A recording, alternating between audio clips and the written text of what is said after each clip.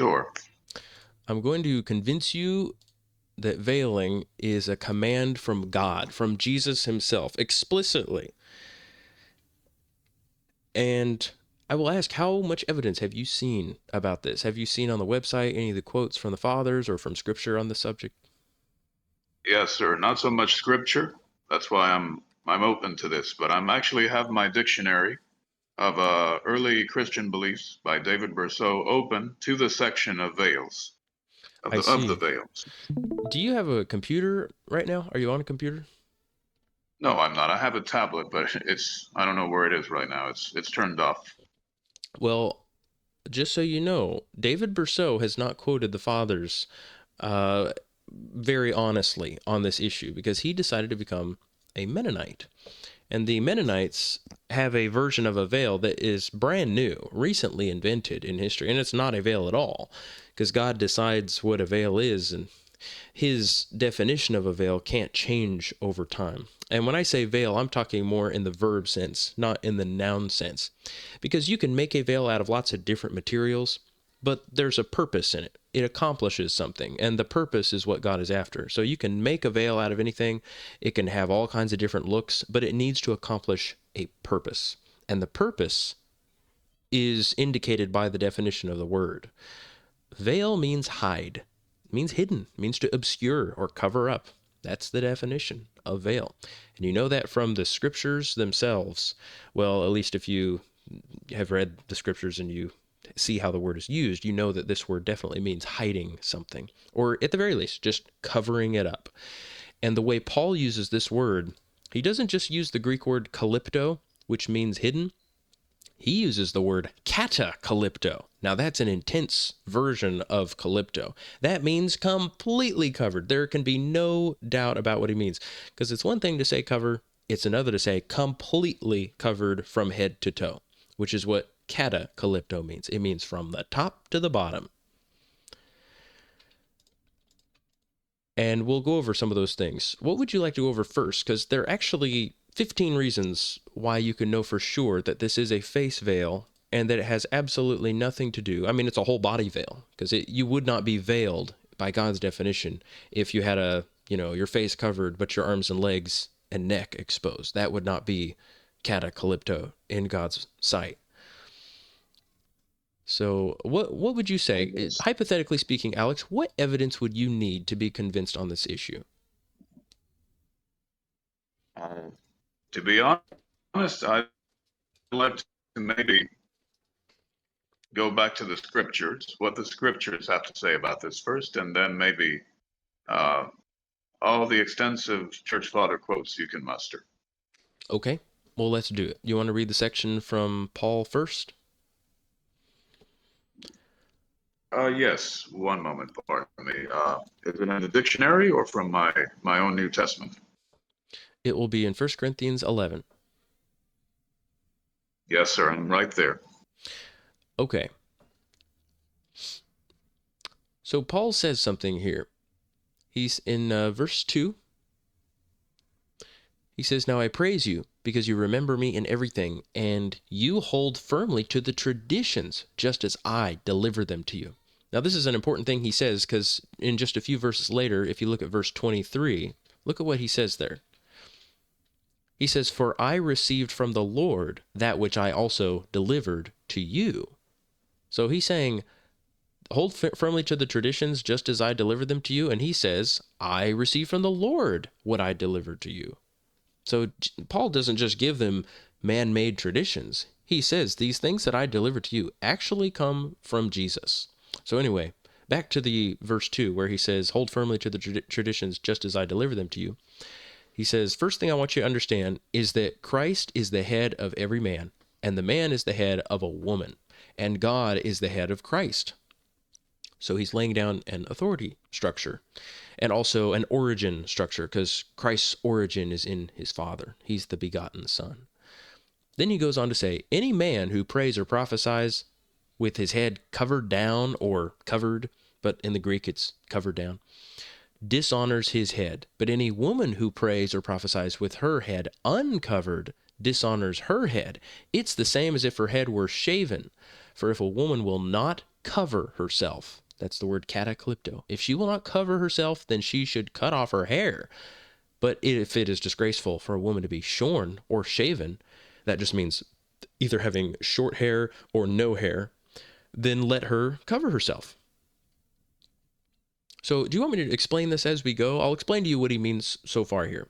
There's this huge preconceived notion that a lot of people have that Paul is saying men should, women should put on a veil at the time of prayer. Have you ever heard this idea that women should put on some kind of veil when it's prayer time? Yes, sir.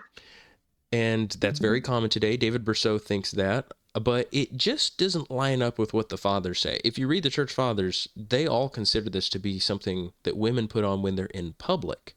And all the church fathers say that these women were actually taking off their veil that they would wear in public. They were taking it off at the time of prayer and prophecy. When they were ready to prophesy, they'd take off that veil, which actually was covering their face, so that they could speak and they wouldn't be muffled. So Paul is not giving a command for them to put on a special kind of veil that's unique to prayer time. I understand why they had that false notion, where that completely erroneous idea came from, because Paul is talking about prayer. But we're going to come back to this, and I'm going to show you from Greek history that these people, these Greeks that Paul is speaking to in the city of Corinth, in this nation of Greece, they had a weird custom of men putting on a veil at the time of prayer, and women were taking off their veils at the time of prayer. So we'll come back to this. But anyway, he says anybody who does that, any man who prays or prophesies with his head covered, he dishonors his head. But if any woman does this, if she prays or prophesies with her head uncovered, she dishonors her head. And he's saying she might as well cut off her hair then. He's indicating that hair is supposed to be used as a veil. It's actually an indication that women should be veiling themselves. He says, for a man ought not to cover his head, since he's the image and glory of God, but the woman is the glory of man. For man was not made from woman, but woman was made for man. Neither was man created for woman, but woman for man. For this reason, a woman ought to have a veil on her head. Or some manuscripts say a woman ought to have authority on her head because of the angels. Now, the church fathers, when they commentate on this, as I'll show you, they say that this is referring to the event in history when some of the angels saw that women on earth were beautiful and took wives for themselves. Have you read that in Genesis 6? Yes, sir. Actually, in the process of rereading Genesis as we speak, interestingly enough.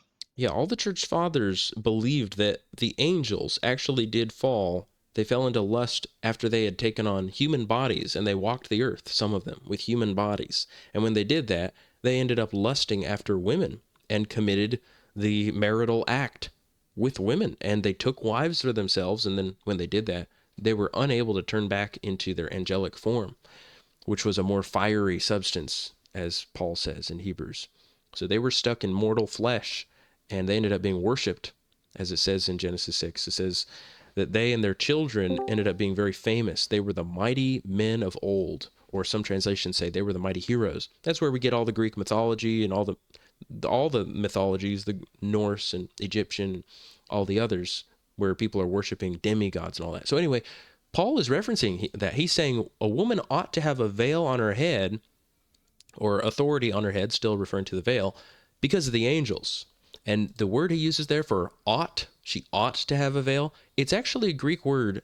It's the Greek word for a debt. She is indebted to veil herself because of the angels. That's a strange thing to say, unless you understand, well, the angels fell into sin because of the overwhelming beauty of women. So women owe a debt to cover that beauty, which we will get into. I will prove that from the fathers, that they all consider the veil to be a matter of covering up beauty. The woman is hiding herself, and it's a way of showing her subjection to the man, when in ancient times some women were not subject to their man, and they caused the fall of the angels. He says, nevertheless, in the Lord, woman is not independent of man, nor man of woman. For as woman was made from man, so man is now born of woman. So he's just comforting the woman. He's saying, in case this sounds really bad for you, if you feel kind of oppressed, just know that man does come from you now, so there is some equality. He says, and all things are from God. Now judge for yourselves. Is it proper for a woman to pray to God uncovered? Look at this sentence, Alex. Isn't that a strange thing to say? If Paul were giving a brand new command, which some people suggest, oh yeah, Paul's giving us this new fashion style to wear at prayer time, why would Paul say, judge for yourselves? Is it proper? And he uses this word proper, which the usage of this word is very common in Greek culture and in the scriptures. It just means, is that fitting? Is that really right? Does that really belong? And that's not something you would say if you were creating a brand new command. He's saying, you guys know that this shouldn't be done because women are typically veiled. So this is one of your indications. This is referring to a custom that already existed. Judge for yourselves. Is it proper for a woman to pray to God uncovered? In other words, he's saying, is that right that, it's time for her to pray, and then she just suddenly takes off her veil right in front of everybody? Is that proper? And then he says, does not nature itself teach you that for a man to have long hair is a shame to him, but if a woman has long hair, it's a glory to her, for her hair is given to her as a covering? So you see, Alex, he not only refers them to their own conscience here when he says, judge for yourself, he also says, doesn't nature itself teach you that a man shouldn't be covering himself with his hair, but that a woman's long hair is glorious to her because it's given as a covering? Now, hopefully this isn't too much information for you, but listen carefully, Alex. The people who have a wrong view of veiling, who say, you can put a veil on the back of your head and that's a veil, they think that hair needs to be covered. Now, Paul never says hair needs to be covered. That's a modern, bizarre idea. I mean, you can find it in some of the later ancients, but not any of the earliest ancients, saying, hair needs to be covered. What does Paul say? He says, long hair is a glory to a woman because her hair is given to her as a covering. So he doesn't say short hair is a glory to her, does he? He says long hair. Only long hair is glorious because the long hair's purpose is to cover up a woman. She's supposed to be covered up. She can let her hair down and cover herself, as you're about to hear some church fathers say. And even some Jews, because we've got so many saying that. Let me give you an example of what that would look like in case you're wondering. Are you able to see the screen, or is it, if you're not able to see it, that's fine. Yes, sir. Okay, here, look. I see it. This is a woman letting her hair down, you see? This is hair. This is hair serving its purpose. This is a natural veil. Have you ever seen a woman do that with her hair? Indeed. And a woman can see through this, by the way. My sister used to do it sometimes. She'd walk through the house and be silly. But a woman can see through this if she lets her hair down. Okay. So the point is then, Paul is saying long hair is given as a covering. And nature itself teaches you that a man shouldn't have long hair. Now, do you think, Alex, if he were giving a new command, that he would appeal to nature? Would he say, doesn't nature itself teach you this? See, no, I don't think that makes sense. It wouldn't make sense to say nature itself teaches you if he's giving a brand new command that nobody's ever heard before. He's clearly appealing to an established rule that he's saying, you Greeks are doing something weird. You've got to knock it off. Cut it out. And look at how he ends it all. After he says that the woman should be covered and that her long hair is an indication of her need to be covered, he says this last part. But if anyone is inclined to be contentious, we have no such practice, nor do the churches of God.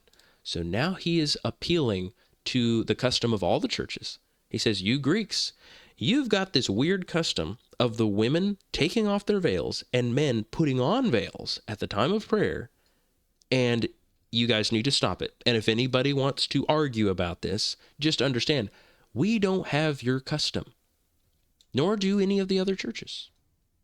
So now he's telling you, Alex, and he's telling me, and he's telling all of us, you should be referring to what all the churches were doing.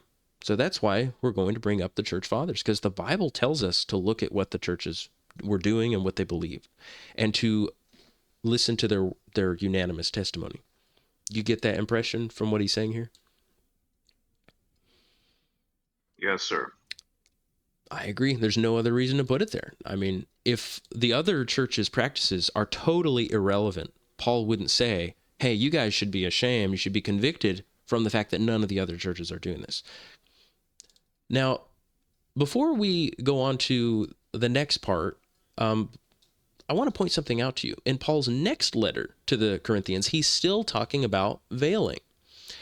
He says, therefore, having such a hope, we use great boldness in our speech and are not like Moses, who used to put a veil over his face so that the sons of Israel would not look intently at the outcome of what was fading away. But their minds were hardened. For until this very day, at the reading of the old covenant, the same veil remains unlifted because it is removed in Christ. So he's saying there's a veil that lies over their hearts, over the Jews. And they don't recognize Christ when they're reading the scriptures. He's saying they're like a woman who is veiled from her husband. That's the analogy here. That's why he says, because it is removed in Christ. Do you know the ancient custom of husbands unveiling their brides when they're getting married?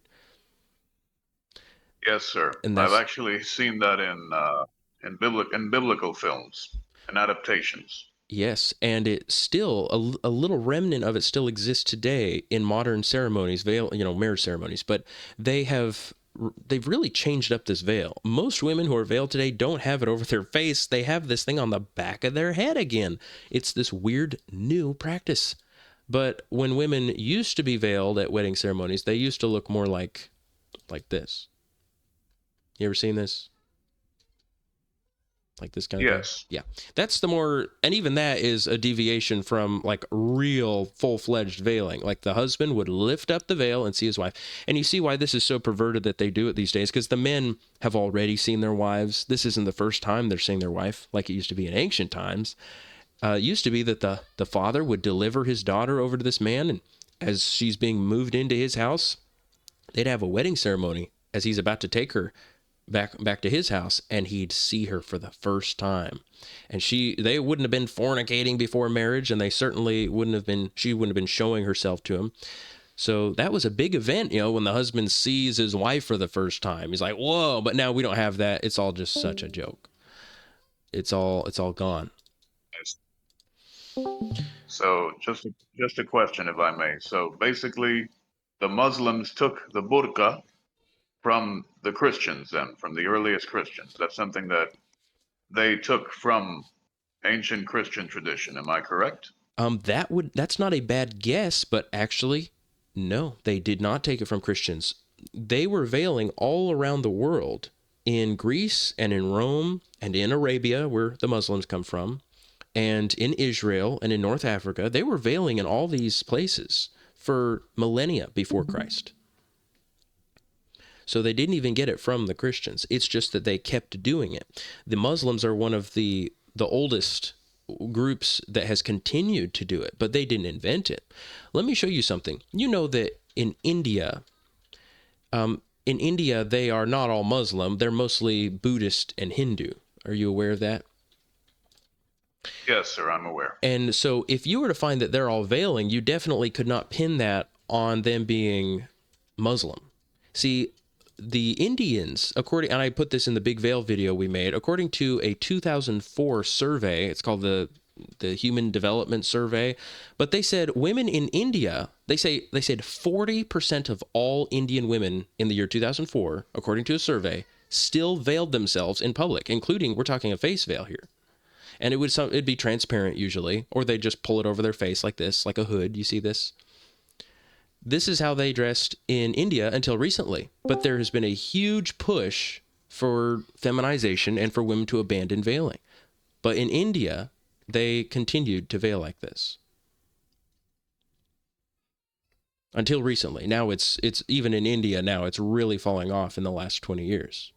You see how all these women are dressed? I mean, this was common in India, even until recent times. Wow. My mind is blown right now. Yes, this is not a Muslim practice. This doesn't come from Islam. Yeah, it was worldwide, and it was in China too. Now, we're kind of getting ahead of ourselves, but if you want, I can go over some of those. Like in China, which we also put in the video, women used to wear something called a weimao. A weimao is a hat that has this drapery that falls down around the sides and obscures her face. And this is what it would look like. You see this thing? They would have a hat. This is what they wore. They wore this 2,000 years before Christ. It's documented. In their oldest texts, they were wearing this thing. And then in about 700 AD, there was an emperor in China who told them start wearing it like this. He said, and the reason why, there's this big event that tells you the reason why it happened, why they made it stop being a body long veil, but just over the face. It was because there were assassins in China who had tried to kill the emperor, and they had dressed as women. They had snuck into the palace and they dressed as women, and they were completely undetectable as men. And so the emperor said, no more of that. I want, in the whole land, I want women to start to wear not the full thing that goes down to their feet so that we can at least detect their form. So he's being selfish like that. Oh, and by the way, when he did that in the 700s, it didn't even take effect for a long time. The women refused to do that. So this is a very gradual thing. This is how women would dress in China. This is called the Wei Mao. And in Japan, they had the same thing. Anyway, that goes back to the Shang dynasty in 1700 BC. 1700 years before Jesus. It's documented.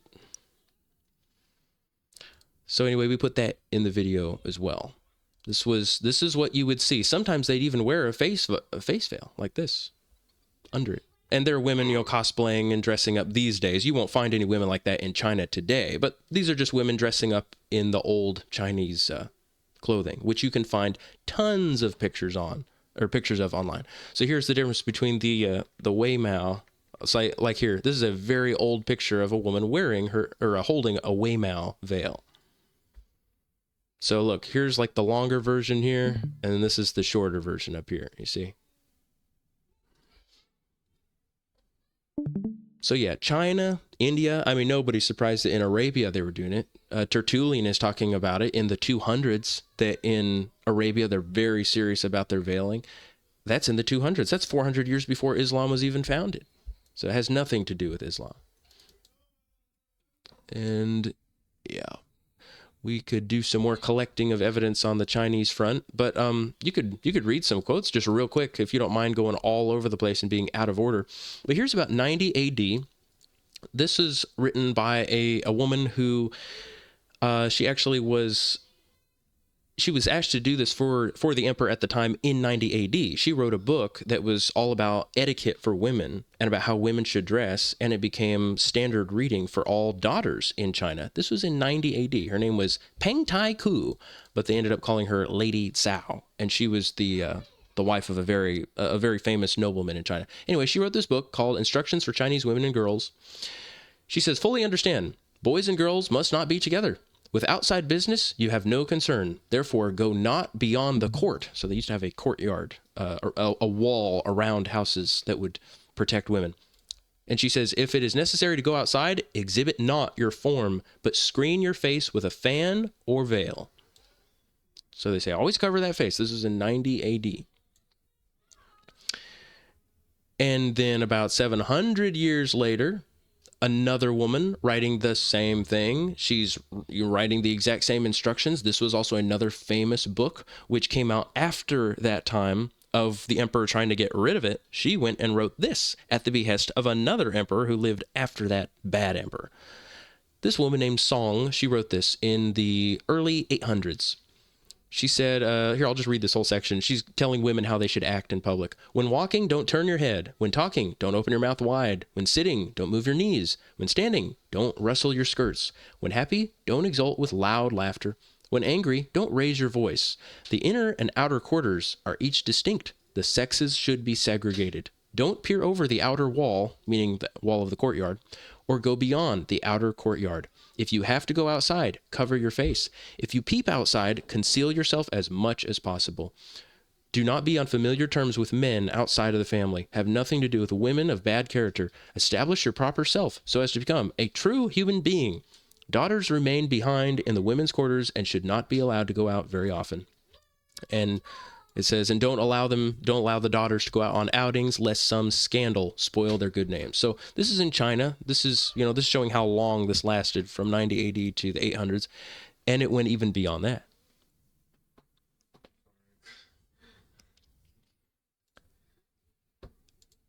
And I mean, we have a lot of quotes. You know, I've collected two, but there are more. But I collected two from the Vedas. These are some of the most holy, you know, sacred, ridiculous Hindu books. You know, the Indians have their Sanskrit literature that has all kinds of crazy stories in it and things, but in them you have veiled women. Like, here's a part in one of the stories where in India, again, this is from India, one of these gods, according to the Indian mythology, turns a man into a woman. And this is part of the curse he says on the man. He says, God made you a woman so that you shall lower your gaze. Do not look at men. Keep your foot close, just meaning under your skirt. And cover your head, and do not disclose what the veil conceals. And yeah, similar statements like that. So, I mean, we have a lot of quotes, but I think the most important one would be the Greeks. Do you want me to quote the church fathers first, Alex, or would you like me to establish that the Greeks believed in face veiling and covering the entire body, including the arms and legs and neck? Yes, sir. Let's start with the Greeks. I'm actually getting into ancient Greece in my study of history. Okay, here I'm gonna make it full screen here so you can see here. So again, this is not all of them. I have an entirely separate section on the private website we have going where we have so many more quotes from Greece. In fact, I got so many, I said, if I put all of them on here, this whole website will just be a bunch of quotes from Greeks, and everybody's going to say, Luke, don't you think this is excessive? I mean, don't you think you've established it at some point? You don't need hundreds of quotes. So these are the only ones I put on the website, but by no means are these all the quotes we have. I stopped myself. Okay, here is a combination of both Greek and Greek and Roman quotes. So this one is from Dio Chrysostom, very famous orator, historian, philosopher, living in the 1st century. So he was actually alive at the time of the apostles. He lived from 40 AD to 120. And you can look up his orations and speeches. That's what his book, his preserved book, is called. So he talks about Tarsus, and he laments that certain traditions are being abandoned in Tarsus. This is a seaport city, so those cities tend to be very relaxed in morals. And he's very sad that so many of their morals are falling off. But then he celebrates one tradition, some traditions that have been preserved. He says, and yet many of the customs still in force reveal in one way or another the sobriety and severity of deportment of those earlier days. Among these is the convention regarding feminine attire, a convention which prescribes that women should be so arrayed and should so deport themselves when in the street that nobody could see any part of them, neither of the face nor of the rest of the body, and that they themselves might not see anything off the road. And then he talks about how, you know, unfortunately, a lot of them, they're walking along, they're covered up, but they can hear very scandalous and rude talk, and so their ears are polluted. He says, therefore, while they have their faces covered as they walk, they have their soul uncovered and its doors thrown wide open, etc. And by the way, this is obviously a different person from John Chrysostom. This is a guy named Dio Chrysostom. He's a Greek. So what do you think about this? He talks about women in Tarsus being veiled, completely veiled. And he says it's a very ancient custom that was still in force in his day. Now, Yes, sir. And Tarsus was the birthplace of St. Paul. Exactly. Paul grew up in this place. Paul would have been used to this. But now let's hear some from some more Romans and Greeks. This is one that isn't actually taking place in Greece, and that's only more helpful to us, the fact that we have such a variety of locations here. Okay, this is Valerius Maximus. He actually is living in Rome, and he's another historian. He wrote this between 14 and 37 AD. And he gives in his little historical account here, he says, terrible also was the matrimonial frown of Sulpicius Gallus, so he was a Roman official, who divorced his wife because he understood that she went abroad with her head unveiled. A rigid sentence, and yet there was some reason for it. For the law, said he, confines you to have no other judges of your beauty but my eyes. For these adorn yourself. Be fair only to these, and believe their judgment. The farther side of you, where it was needless, must of necessity be suspicious and criminal. So he's saying, I saw you far away from home. That's automatically suspicious and criminal because you were unveiled when you left the house. Now notice how this is about beauty. The law confines you. Notice how this is a law in Rome. The law confines you to have no other judges of your beauty but my eyes. Do you see how this veil is about covering up the beauty? Now let's read some more quotes. Let's see here. Let's see, because obviously this does not apply if it's something on the back of the head. That's what a lot of people think. They think this is a veil on the back of the head. I wonder, like, if they just go crazy, like they wake up, or they see their wife's face and they're like, and then she like shows them their hair and they're like, whoa, hair. These people are strange. I don't relate to them at all. But here's Menander. He is a Greek playwright. He lived 300 years before Christ. Now, he gives this story about two guys who are trying to seduce a girl in her house. He says, one of them says, she'll be shy now when we enter. That, of course, I may assume, cover up her face, 'tis custom. Or in the Greek, he says, as women do. But I must, on entering, win her wholly to my will, turn to flattery, and tell her that for her alone I live. And then his friend says, she perhaps won't give in, you understand me, offhand at the first assault, for she comes as no mere flute girl, nor degraded courtesan. So she's no prostitute, he says. She's no flute girl who would just accept a man coming into her house. She's going to cover her face as soon as we enter. Here's Euripides, another very famous Greek historian living 400 years before Christ. He gives a lot of stories from Greek mythology and more recent historical accounts in Greek history. So in this part, a woman goes to speak to her enemy. She's she's sneaking up on him. But she comes to him, she says, Polymestor, I am holden in such a wretched plight that I blush to meet thine eye. For my present evil case makes me ashamed to face thee, who did see me in happier days, and I cannot look on you with unfaltering gaze. Do not then think it ill will on my part, Polymestor. There is another cause as well. I mean, the custom which forbids women to meet men's gaze. So she's saying she is required by custom to not even look up at him. Her face is bent down.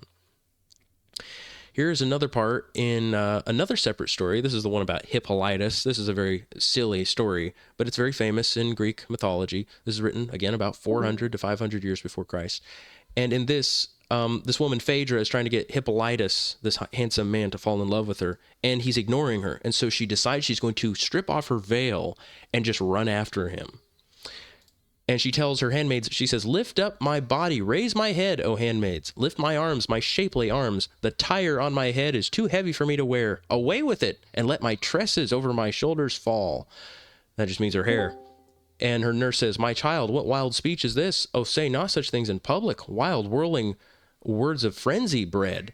And Phaedra says, ah me, alas, what have I done? Whither have I strayed? My senses leaving. Mad, mad, stricken by some demon's curse. Woe is me. Cover my head again, nurse. Shame fills me for the words I've spoken. Hide me then.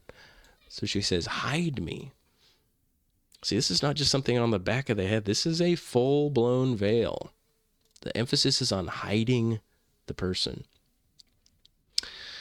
Here is Homer. These are some more explicit quotes. You'll like these. Okay, here's Homer. Homer is the oldest Greek writer in Greek history. So this is him writing the Odyssey. He talks about a woman who's coming to see some men who are seeking her hand in marriage.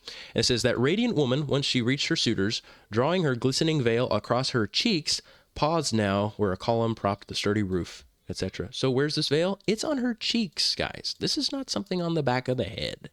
It's a face veil. You still with me, Alex? Yes, sir. All the way. And here's another one. It says, here's another one from Homer in the Iliad. It says, her eyes were then shrouded as with the darkness of night. She tore the attiring, that just means the thing on her head, her headdress. She tore the attiring from her head and flung it from her, the frontlet and the net with its plaited band and the veil. So some people think that a hairnet is a veil, something on the back of the head.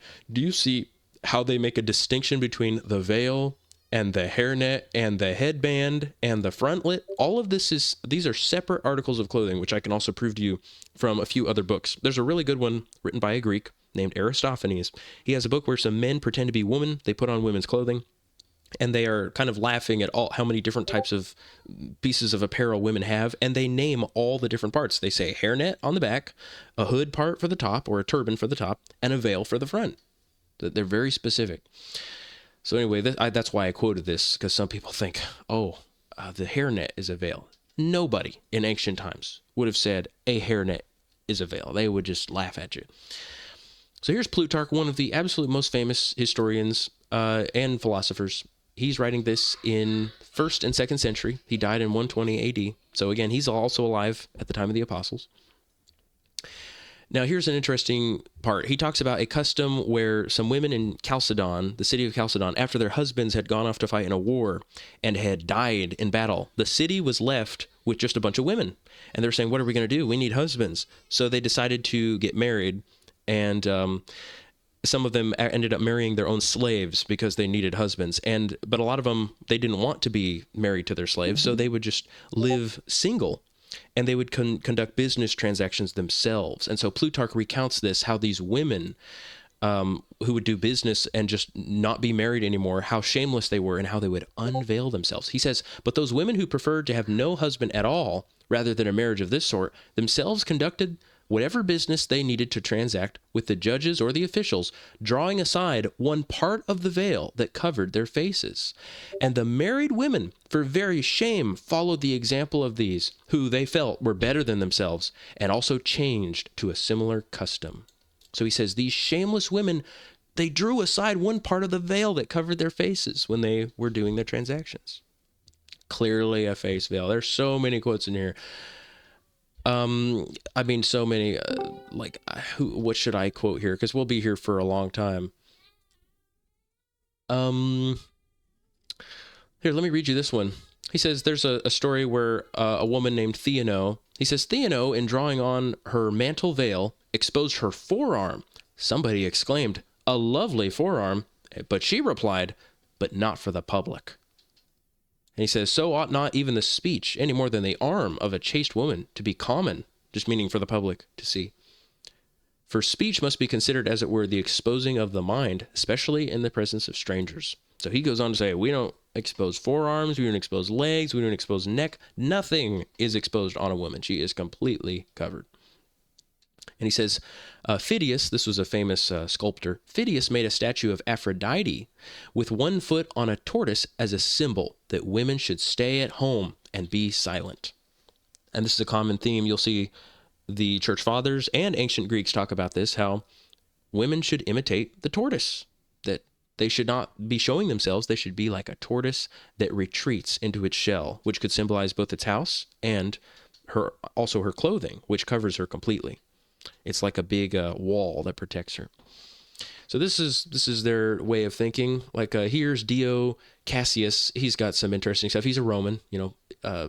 Plutarch is a Greek. There's so many quotes in here. I've got to just hurry up, or else we'll be here all night. Here's Dio Cassius. He says, at Nero's entrance into Rome, they pulled down the statues of Agrippina, but not managing to remove one in time, they threw a veil over it.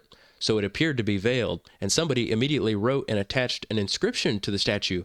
I am ashamed, but you are not ashamed, Nero. So they're making fun of Nero, that he's been doing so much evil stuff lately. They're saying, you're shameless, and they're saying, we're going to make a statue of him where he's ashamed and has a veil over his head. See, a veil is a symbol of modesty, a person who doesn't want to be seen. You know how people will cover their faces when they're ashamed of something? Have you ever seen celebrities who are going to the courthouse because they have to answer for some crime that they committed, and you've got all the paparazzi and cameras in their face, and they're always covering their face. They don't want anybody to see them. That is what a shamefaced person looks like. They cover themselves. And Paul says, I want the women to be dressed in shamefacedness. He says that. Paul says this. In like manner, women should adorn themselves in modest apparel with shamefacedness and sobriety, not with braided hair or gold or pearls or costly clothes. So shamefacedness is something stressed in the scriptures. And back then they understood shamefacedness to be associated with veiling. I'm jumping all over the place, Alex, but we do have a video on the subject if you want to watch more. But I'm not saying I'm done here. I just want you to know there's so much we could go over here. But I'll keep going. Greek, Roman, let's see here, Plutarch. Let me give you some more explicit quotes from the Greeks talking about face veiling. Like here's another one. He talks about a woman who is in Armenia, which is like Turkey. He says, the prince covered the whole distance to the confines of Italy on horseback, and beside him rode his wife, wearing a golden helmet in place of a veil, so as not to defy the traditions of her country by letting her face be seen. So it is a face veil. See how he says a helmet instead of a veil? Well, That's to cover the face. Here's Theognis of Megara. This is another Greek playwright. He writes a story. Well, he has tons of stories, but here's one of them that I found from one of his writings, his poems. He has a woman, and she says, I hate a bad man and pass by, veiling myself, keeping my mind as light as a little bird's. So she's saying if there's some heckler or somebody in the streets being rude to her, she just passes by, veiling herself. And I would just say, if people really think that this is something you do like for the back of your head or the top of your head, I just say, that makes no sense. Like, oh, it's a heckler. Time to get out my doily and put it on the back of my head. Like, what? That doesn't make any sense. Here's one from Aristophanes. This is a very famous book from Aristophanes, a story about some men who are going to war, and they're not very good at fighting in the war, so the women are intervening and trying to help their husbands. So this woman, Lysistrata, she's the hero of the story. She says, up to now, through this long war, we kept silent about all those things you men were doing. We were being modest, and you did not allow us to speak up, although we were not happy. Why should we delay? If you like to hear us give some good advice, then start to listen. Keep your mouths quite shut, the way we did. We'll save you from yourselves. And then the magistrate, who's standing in front of her, says, me? Shut up for you? A damned woman? With a veil on your face, too? I'd sooner die. And then she says, if it's the veil that's the obstacle, here, take mine. It's yours. Put it over your face, and then shut up. She's very, very rude. Yes. Yeah, go ahead. No, yeah, Aristophanes. He was quite the comedian, wasn't he? Quite the comic playwright. Yes, and a sicko. His stories are so perverse. I noticed this. Menander and Aristophanes and all these guys write some of the most perverted plays, but I guess that was popular. Never look up this story, by the way, Lysistrata. It is, I could barely get through it. I was just looking for evidence, and I ended up running across some of the most disgusting stuff I've ever read. As bad as any Hollywood movie, I think. Oh, my goodness. Yeah, absolutely disgusting. Here's somebody writing 400 years. This is another Greek writing 400 years after Christ. You know, Aristophanes is 400 years before Christ, so we've got quite a sampling here. And by the way, Theognis is 570 to 485 BC, so yeah, at least 500 years before Christ. But here's Nonus of Panopolis. He's talking about Greek mythology. He's kind of summing it up, some of the stories. He says, as he stood there, the maiden, guarding her restless gaze from Dionysus, hid her shining cheek beneath her cloak. And yet this inflamed Bacchus even more, for the servants of Eros, just the servants of love, gaze all the more intently upon modest women and desire them even more when their faces are hidden. So this perverted guy wants to take this woman for himself, but she's being modest. She's covering her face, her cheek beneath her cloak. That's what women are supposed to do when a man is in their presence. Now, here is Plato. You know, you'd expect as much as Plato writes, he's going to at least mention veiling once or twice. Well, I found a couple quotes. Didn't find these on any website. I was just, doing word searches. But this is one of the dialogues he records between Socrates and Phaedrus. And Socrates says, shall I tell you what I will do? And he says, Phaedrus says, what? Socrates says, I will veil my face and gallop through the discourse as fast as I can. For if I see you, I shall feel ashamed and not know what to say. So he says, I'm going to veil my face because otherwise I'll be too ashamed. See, when people are ashamed, they always want to cover themselves. So later on, he says, and this I will attempt, not as before, veiled and ashamed, but with forehead bold and bare. And at various points in Plato's dialogues, he'll describe the arguments that they're discussing. He'll describe the argument as if it were a female. And he says things like, then the argument turned aside and veiled her face, not liking to stir the question which has now arisen. So again, they only know of one kind of veil, guys. It's a face veil. They couldn't conceive of something on the top or the back of the head. Or rather, if it is something coming down from the top of the head, it has to hang down low enough that it can cover the face. And there are many more. Here's Apollonius. He wrote the book Argonautica. If you ever watched the movie Jason and the Argonauts, I watched it as a kid. He says, the maiden, looking sideways behind her shining veil, etc., glanced at him with wandering eyes. Here's another one. He says, and with bare feet she sped along the narrow paths with her left hand holding her robe over her brow to veil her face and fair cheeks. So she's out in public. She veils herself. And here's Polybius. Again, he's writing about 200 years before Christ, or I guess 100. He was born in 200 BC. He says, for he took Danae, the latter's mother-in-law, from the temple of Demeter, dragged her through the middle of the city unveiled and cast her into prison. Do you understand how this is talking about being in public? She's unveiled in public. See the emphasis? Right through the middle of the city, unveiled. See, you only say that if she's supposed to be veiled. And why in the world would anybody think this is something on the back of the head? But anyway, I'm just establishing for you, this was a custom that existed already in Paul's day. This had existed for centuries or millennia before Paul ever wrote 1 Corinthians. And I will also prove to you that there was a custom in Greece, only Greece, of men veiling themselves at the time of prayer and women unveiling themselves. I'll prove that. But like here's one from Lysias. He wrote about 300 to 400 years before Christ. He says, I'm going to tell you a story about certain offenses that a man named Simon has committed against myself. Hearing that the boy was at my house, he came there in a drunken state, broke down the doors, and entered into the area the women use.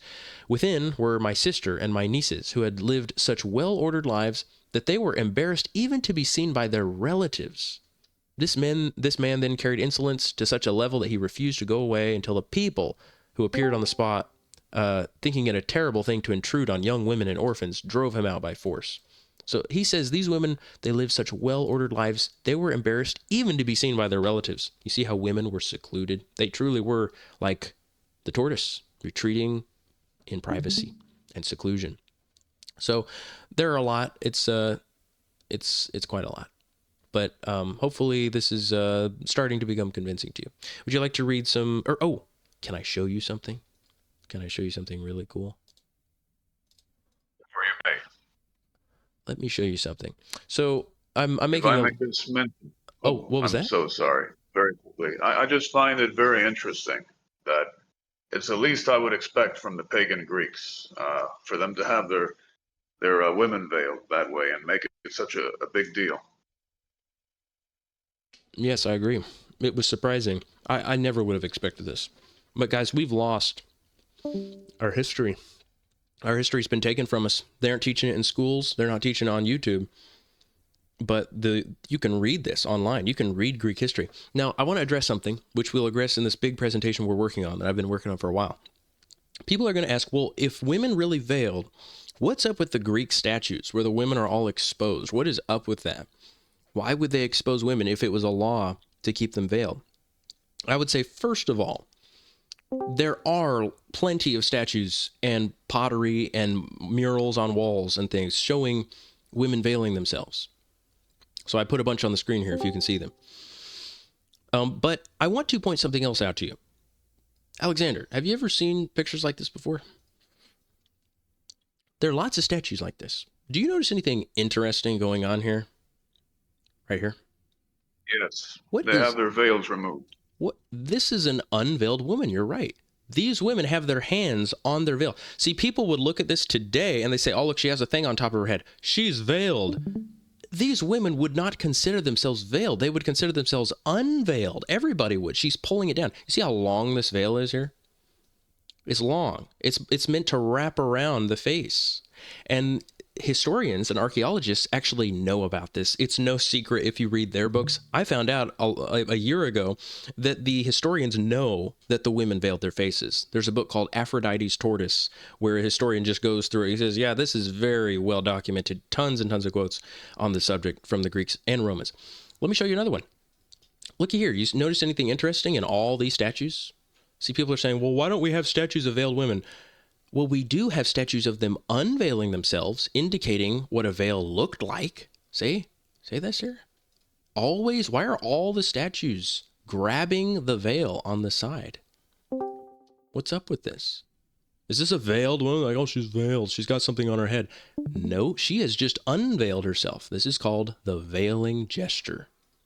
She is unwrapped here. She has taken the wrap off of her head. Same here. Lots of statues showing this. So I'm more amazed that anybody would say such a thing. How have you not looked up Greek statues before and seen them all doing this gesture? This is the veiling gesture. Well documented. It is a face veil. It is not just for the top or back of the head. The back of the head is their least of their worries. Lots and lots. You see how many there are? Hopefully it's overwhelming. Hopefully it's so many you say, all right, I get it. I don't need to see any more, Luke. It's ridiculous. Like they'd say this one, look, she's unveiled. she is performing what is called the unveiling gesture. Sometimes it's veiling or unveiling. But look, she's like, haha, look at me. In fact, if you want to look up this statue in particular, or this statue, or this statue, or this statue, they are all by the same name. They're called impudicitia. See, you know the word impudent? That's when you show a bold face and you're just so shameless. That's what impudent means. Well, the Greeks and Yes. Romans, they would make a kind of statue that they would always name impudicitia, which just means impudent woman. And if you notice, she's not only unveiling herself, look, she's grabbing her skirt and lifting it. And that's why I didn't show the leg, because she's showing her leg. This is an impudent woman unveiling herself and showing off her leg. That's what they understood. So they understood this to be shameless if a woman is unveiling herself in public. And to answer the question of why they make statues of unveiled women, well, guys, I understand they don't have a perfect moral standard here, but the people who are making the statues are not common people. That's always very wealthy people, either royalty or they're making statues of the Greek gods and goddesses. You understand there are tons and tons of Greek gods you can look up just depicted as completely naked. And are we to take that as all just Greeks always went around naked all the time? Give me a break. Same with the women. Of course, we know the women didn't go naked all the time. Just because somebody is very shameless in making a statue that shows someone that is not properly dressed doesn't mean all people dress like that. That's like going at Hollywood right now and looking at how they dress and saying, you know, I know how everybody dresses because I've seen how the rich, how the elite dress. And sure, we know that the elite were immodest and that they would have huge sculptures made of themselves, the women doing it. But we are not to imitate that. And that is not how the average woman dressed in public. Also, those statues were not usually put out in public. They were usually inside of their houses. So even then, even as shameless as they were having a marble statue made of themselves, it was not put on display in public, usually. But even if it were, are we to imitate that? I mean, does that refute all the evidence showing that women veil their faces? No. All right. Would you like to hear some church fathers talking about it, Alex? Yes, absolutely. All right. I see a lot of people in here. I see Florida Man, Max, Stephen. Good to see all of you guys. We're going over some things you guys have seen before for sure, but also just a few things you probably never heard. So I'll try to mix in some things, guys. This would take many hours to go through all the evidence and to answer every objection you're thinking of. So that's why it's a 15-part series, as you can see. The video that I'm working on here, or the multiple part series, it's 15 reasons why it's a face veil. And here are the reasons for you. This will help me be more organized too. Reason number one is that the Greek word for veil means completely hidden. That's reason number one. Let me give you an example of this, okay? If you go online, you look up any picture of the Ark of the Covenant, typically people will draw it the same way. They're not going to play games with the Ark of the Covenant, which is the exact same word Paul uses. It's katakalipto, same Greek word in the Septuagint as Paul uses in the New Testament when he says a woman should be veiled. Now, if God says, I want that ark katakaliptoed, does anybody doubt that that thing is to be completely covered? Nobody doubts it. In all the pictures they make, they depict it the same way. So why do they play games?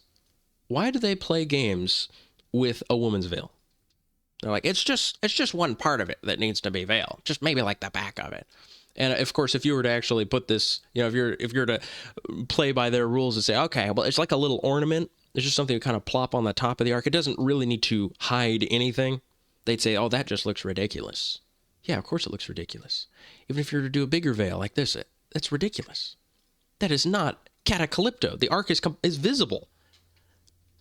So we would just run that by them. Have they not read the Old Testament, how important it was that the ark be completely covered? See, not even a big covering like this, not even this is acceptable, because so much of it is still exposed. And I made these illustrations using the AI image generator just to illustrate how absurd it is even to say, well, most of her can be covered, but not all of her, because you wouldn't apply that logic to the ark.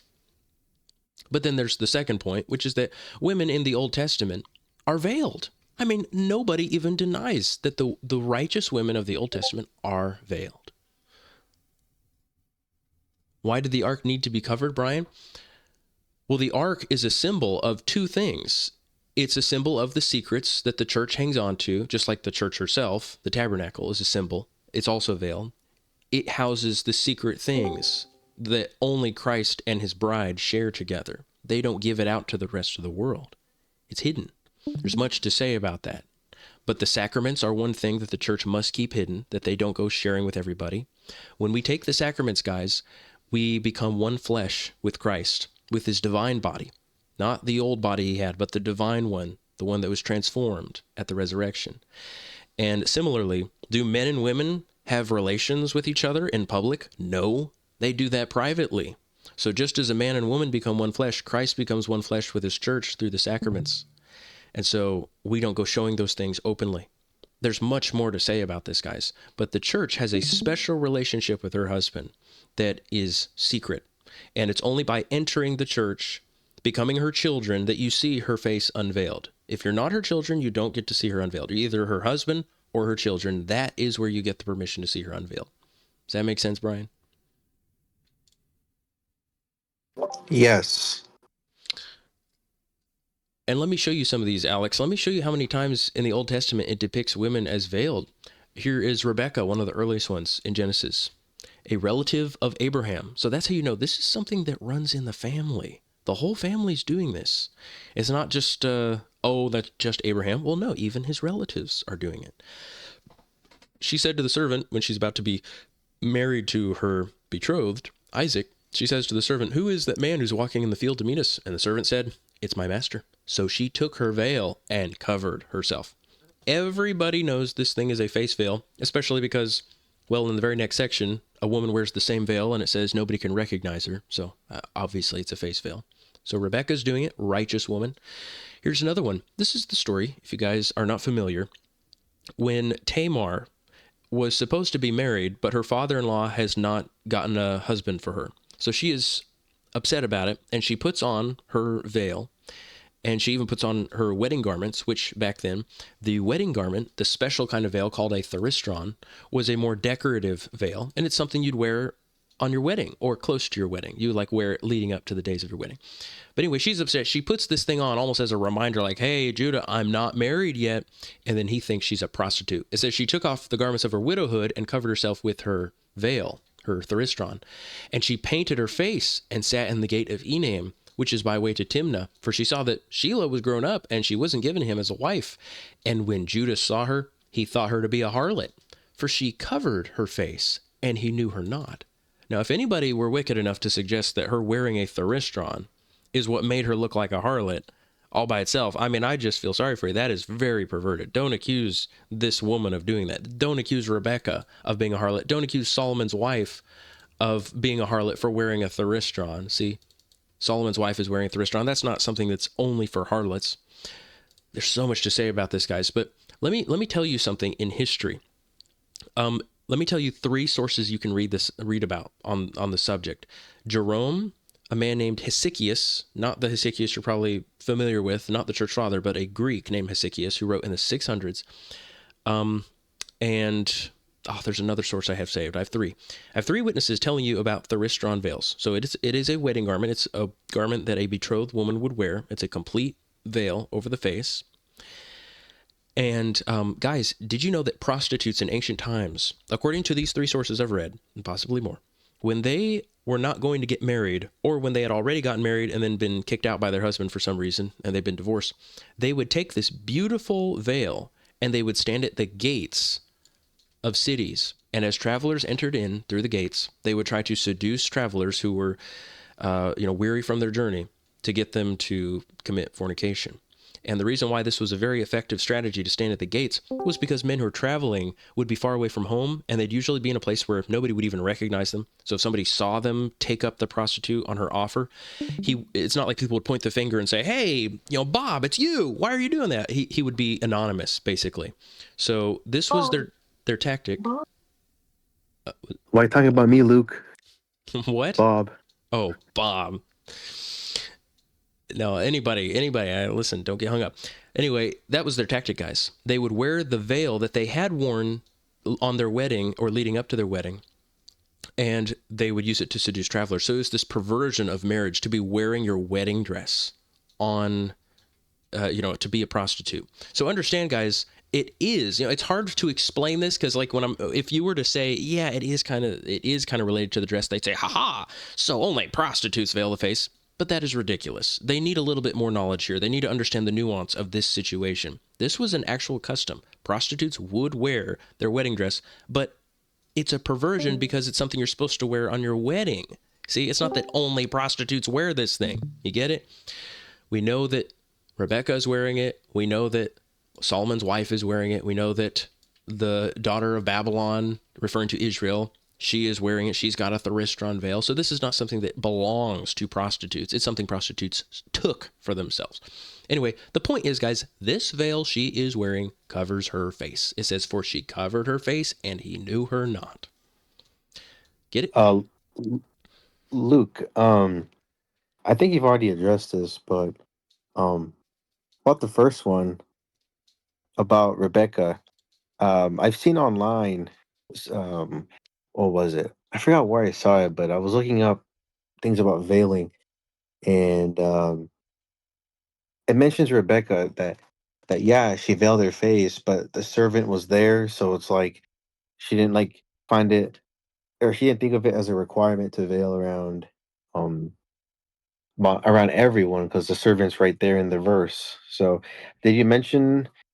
I think I've heard you mention that the servant was really old, like very very old, like an old man. Yes, there are so many objections to answer. We have a huge section. Did you say yes, Elisha? Okay. There's a huge section that we have dedicated to answering objections. And we understand, we try not to be impatient with anybody who says, yeah, but what about the servant standing there? I will answer the objection, but I want people to think philosophically here. When you have overwhelming evidence of the scriptures, the church fathers, all of history that women would veil themselves, and we're even going to show Protestant history that all Protestants understood it this way for so many centuries until about 150 years ago. You can't just take one little thing and say, aha, this is wrong, or this disproves your entire framework. It disproves all the hundreds and hundreds of quotes. You can't think that way. You need to assume that there is something you're missing here. You need to assume you're missing some little detail or maybe multiple details. And that is going to be true in every situation that you think you found a contradiction. Because actually, guys, the scriptures are very consistent. And this practice was very consistently upheld. So I'll answer it then. Why was Rebecca around this servant? Well, guys, we know who the servant was. This is Eliezer, who has been with Abraham for most of his life. Abraham, when he had Isaac, was 100 years old. And Eliezer had been with him for many decades. We already know that. And when Abraham when Abraham told Eliezer to go get a wife for Isaac, Isaac was 40 years old. So that meant Abraham is 140 and Isaac is 40, and Eliezer has to be an extremely ancient man, just like his master Abraham. He could easily be close to Abraham's age himself. But if we were to say, okay, let's say he's 40 years younger than Abraham, that still makes him 100 years old, guys. And if anybody says, oh, well, they were all old back then, it doesn't make a difference. No, guys, remember, Abraham was considered to be as good as dead when he gave birth, or when he conceived Isaac at 100 yeyears old. Remember that? It says he was as good as dead. He was considered a very old man. So was Sarah. So no, they weren't just, it was different back then. No. This guy, Eliezer, his servant, is a very old man himself. And probably all of Abraham's servants that have been with him this whole time are very old men. So that's one of the reasons. Second reason why this is no contradiction, because remember, she only needs to veil herself in front of younger men, eligible bachelors. She does not veil herself in front of an ancient man. Second reason she didn't need to veil herself is because this man is famished. He is absolutely famished. It says he has just come from a huge journey and asks her for water, and she rushes to get him water. So she's being a very hospitable person, which is one of the reasons why she's so righteous. But another reason why she's so righteous is because she's modest. Guys, if she would veil herself even in front of her betrothed husband, if she wouldn't even let her husband see her before they were married, how much more would she veil herself in front of any man where it was appropriate? She's not double-minded like that. Oh, yeah, Rebecca, she veils herself in front of an eligible bachelor like Isaac, but, she doesn't do it around other people. Guys, that makes no sense. She was even betrothed. Isaac, she's as good as married, right? Isaac is the last person she needs to veil in front of. But Nevertheless, she still veiled herself, even though she'd already been given to him. She was allowed to unveil herself, and she's already betrothed. You guys realize that? Once you're betrothed, back then, that was as good as being married. You have full freedom to unveil yourself. But she kept herself veiled until the very last second. And so you know that she would have veiled herself around any young man, okay? Also, another point, did you guys know in Genesis 24, it says that she went out at evening time. It doesn't say she went out in the middle of the day. It says when the daughters at evening time went out to go get water, etc.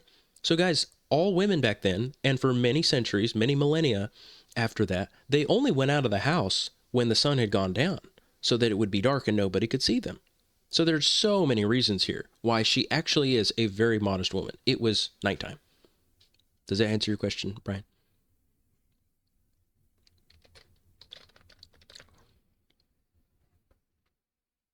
Brian probably says yes. Yes. Okay. Yes. Let me read you Chrysostom talking about this. I have lots of church fathers talking on this subject, but here's Chrysostom. He's giving suggestions for how men ought to raise their daughters. So this is very in line with what all the church fathers say. But listen to this. You still with me, Alex? Yes, sir. Listen to this part. Chrysostom says, and Chrysostom is writing this in the 400s AD, he says, moreover, a father according to the flesh has many things which make the custody of his daughter easy, for the mother and nurse and a multitude of handmaids share in helping the parent to keep the maiden safe. For neither is she permitted to be perpetually hurrying into the marketplace, nor when she does go there is she compelled to show herself to any of the passers-by. The evening darkness concealing one who does not wish to be seen no less than the walls of her house. You see that, how he says she only goes out of the house when it's the evening darkness. And he says, apart from these things, she is relieved from every cause which might otherwise compel her to meet the gaze of men. And he says, now he who commands her to stay always at home ought to cut off these pretexts, providing for her independence in the necessities of life, and giving her some woman who will see to the management of these things. So he's saying, yeah, he who commands her to stay always at home. That's what women did. And it's a wonderful life to live. A woman who saves herself for marriage. She isn't out there showing herself to people. That woman is so beloved in God's sight that she saves herself for her husband. Let every woman strive for that. And if any woman has failed to do that in any point in their life, don't be discouraged. You do it now. Understand you are going to receive one of the greatest blessings for repenting of any sin you committed in the past and switching to this righteous ancient custom that God has prescribed, and you will have a great blessing stored up for you. This is the way it was, though, guys. Fathers were responsible enough that they wouldn't let their daughters go running out there. He'd say, you stay home. I'm going to get you your husband. Be patient. I'll get your husband for you. Anyway, listen to this last part, Alex. And the maiden must be fenced on every side and rarely go out of the house during the whole year, except when she is constrained by inexorable necessity. Inexorable means impossible to stop or prevent. So this is not the mindset we have today, is it? But all the church fathers echo this. And if you want, we can switch over. Oh, wait, let's finish our quotes. Let's finish our quotes where the scriptures say that the women were veiled. So we did Rebecca, forgive me, we jump around. So we did Rebecca, we showed Tamar, and now let me show you one of the greatest. So in the book of Numbers, when God is giving the laws for women who are accused of committing adultery by their husbands, God says that the priest shall cause the woman to stand before the Lord and shall uncover the head of the woman, and they're to do this ritual that will determine whether she really has committed adultery. But he says she's going to stand in front of the whole crowd and stand in front of the priest, and the priest shall apocalypse the head of the woman. And we already know what apocalypse means. This is the opposite of the word calypto. Apocalypte or apocalypse just means to take away the covering. And you, Alex, you know the book, the Apocalypse, the Revelation of John. That's a word. Yes, sir. The word, this Greek word, Yes, sir. apocalypse. That means revelation. Apocalypse. Yes. Indeed. Apocalypsis. It means the coverings revealed. Something that was hidden is no longer hidden. So he says this woman's head is to be apocalypsed. That means it's revealed. It was hidden before, but not anymore. People today really think that has to do with like taking something off the back of her head or something. Let me show you Philo. Philo, again, 1st century Jew, very great man. One church father says he actually became a Christian later on, so Philo's great. He does tons of commentaries on the Old Testament. He was a righteous Jew. We love Philo. But again, he commentates on the same passage in the Old Testament talking about the ritual for the woman accused of adultery. He says, "And the priest shall take the barley and offer it to the woman, and shall take away from her the headdress on her head, that she may be judged with her head bare, and deprived of the symbol of modesty, which all those women are accustomed to wear, who are completely blameless. But if she be convicted by her own conscience, let her cover her face, making her modesty the veil for her iniquities. For to persist in her impudence is the very extravagance of wickedness." So he says, don't let her continue to be impudent. If she knows that she's guilty, if she's convicted by her own conscience, don't even let her get to this point. He's saying just let her keep her veil on and confess to the sin. And he makes it very clear, let her cover her face. This is a face veil. This is a Jew telling you that. They know this is a face veil. And this is in the apostles' day, in Christ's day. And Philo has many more quotes talking about veiling, which are all to the same effect. But this Alexander, I think, is one of the greatest proofs that this was something that all the women practice. Because think about it logically. God could only say, the woman who's accused of committing adultery, she needs to have her veil taken off. He could only say that if all the women in Israel had a veil on. That's assuming that they're all wearing a veil, isn't it? So you don't need an explicit passage saying, and every single woman in Israel is veiled. When in the scriptures it says, if a woman is accused, then the priest takes off her veil. I think that's a pretty convincing argument. And I actually didn't... Yeah, go ahead. Oh, I'm so sorry to interrupt. No, I wanted to just add that I need look no further than the very book I'm currently rereading, Genesis, when what's his name? When Jacob, Israel, gets married to the wrong woman, right? Yes. Instead of Rebecca.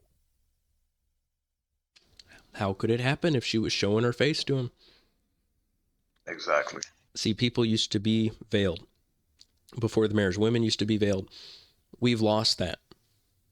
Now, if you read the book of Yasher, it also mentions that the lights had been turned out. But again, this is all the same thing. That men didn't get to see their wives' face until they were married.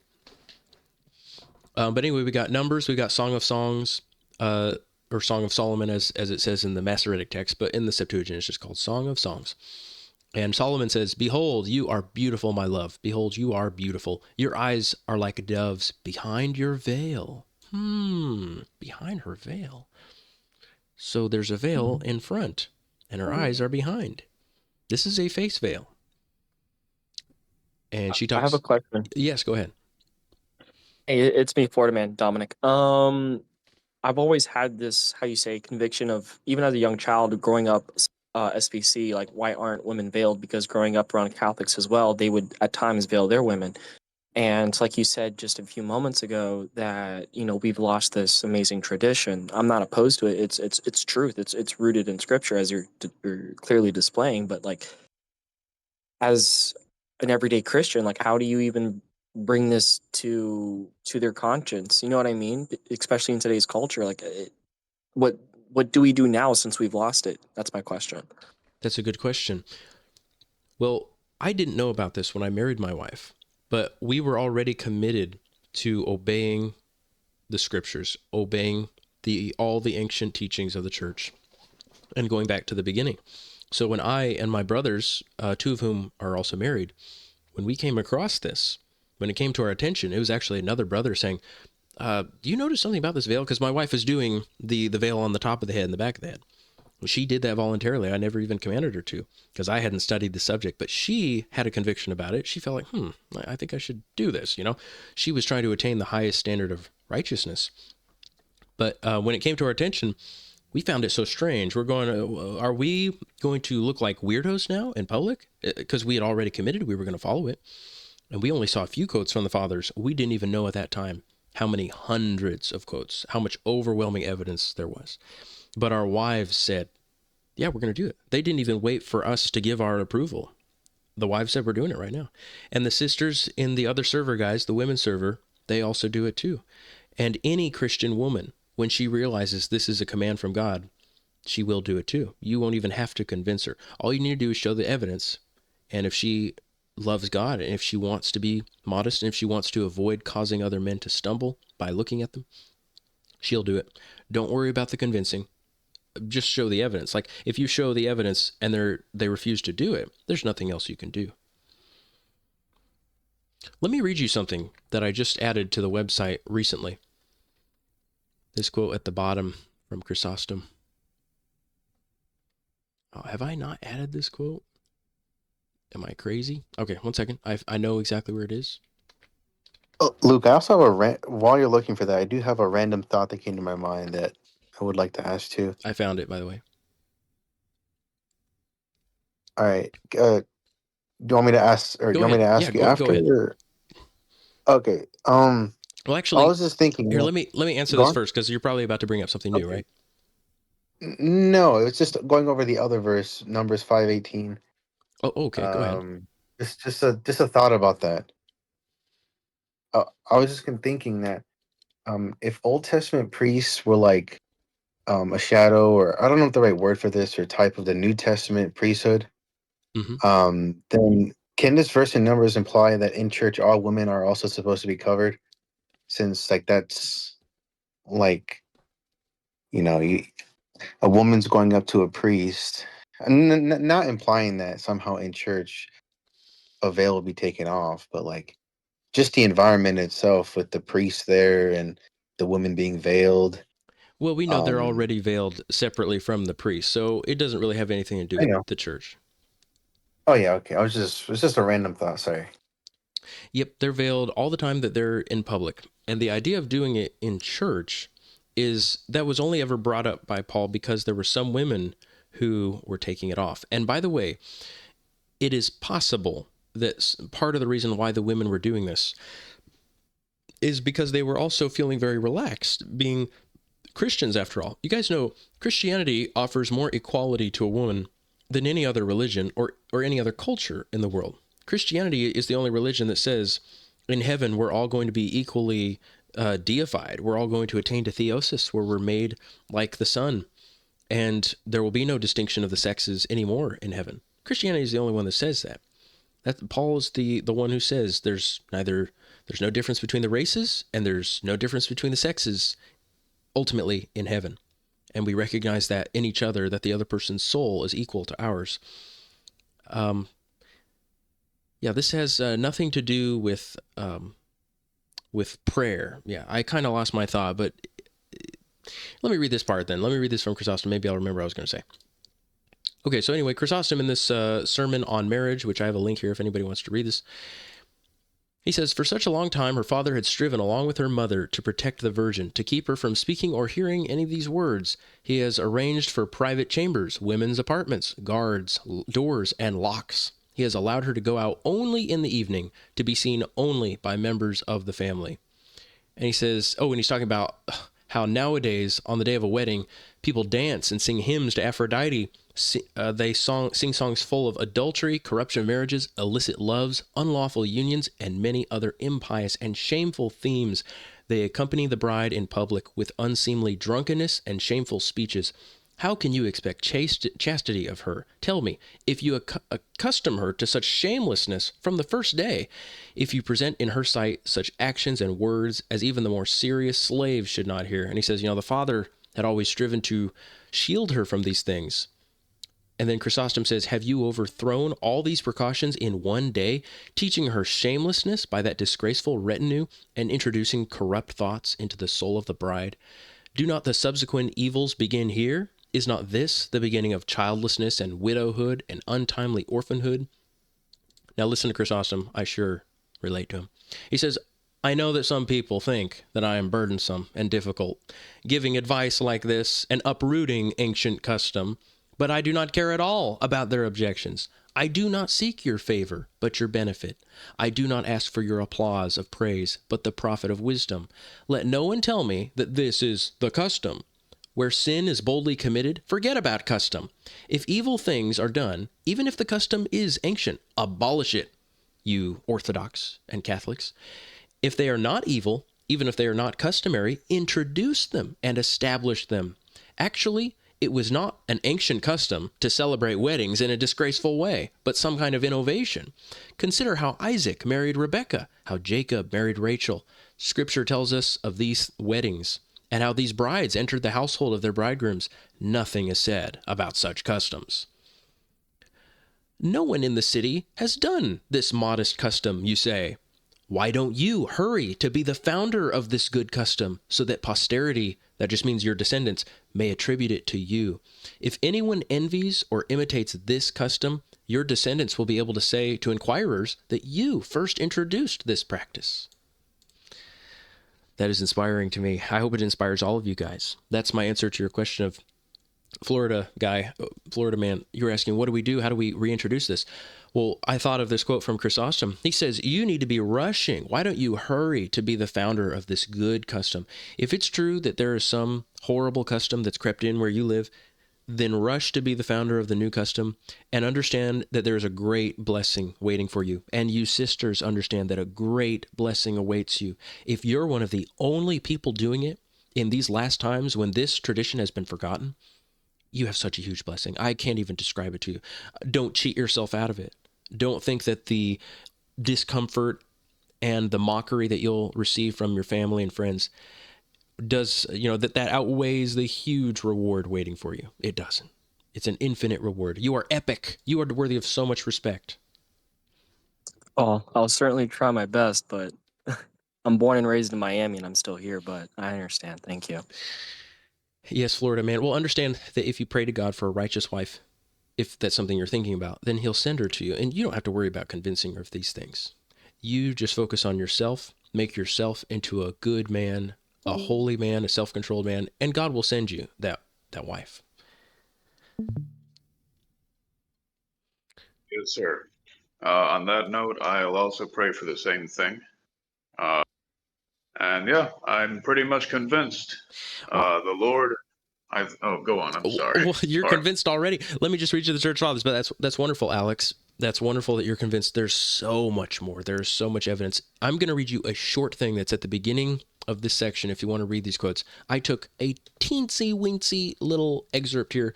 There are so many more, so much longer than what I quote here. But here are just some church fathers telling you what kind of a veil it is. So in The Shepherd of Hermas, he says that he sees a woman approaching him, veiled up to her forehead, and her head was covered by a hood, or some translations say a turban. Why is this important? Well, because it tells you a veil, that is the calypto, that's the Greek word for veil, the calypto on her forehead that goes up to her forehead is separate from the hood or the turban. It's separate, guys. Women would always do the combo, something on the back on the top and something in the front. But the thing on the back and the top was never considered a calypto, a veil. Never. Here's Irenaeus. He says, in the same epistle, when Paul says a woman ought to have a veil upon her head because of the angels, Moses rendered manifest when he put a veil upon his face.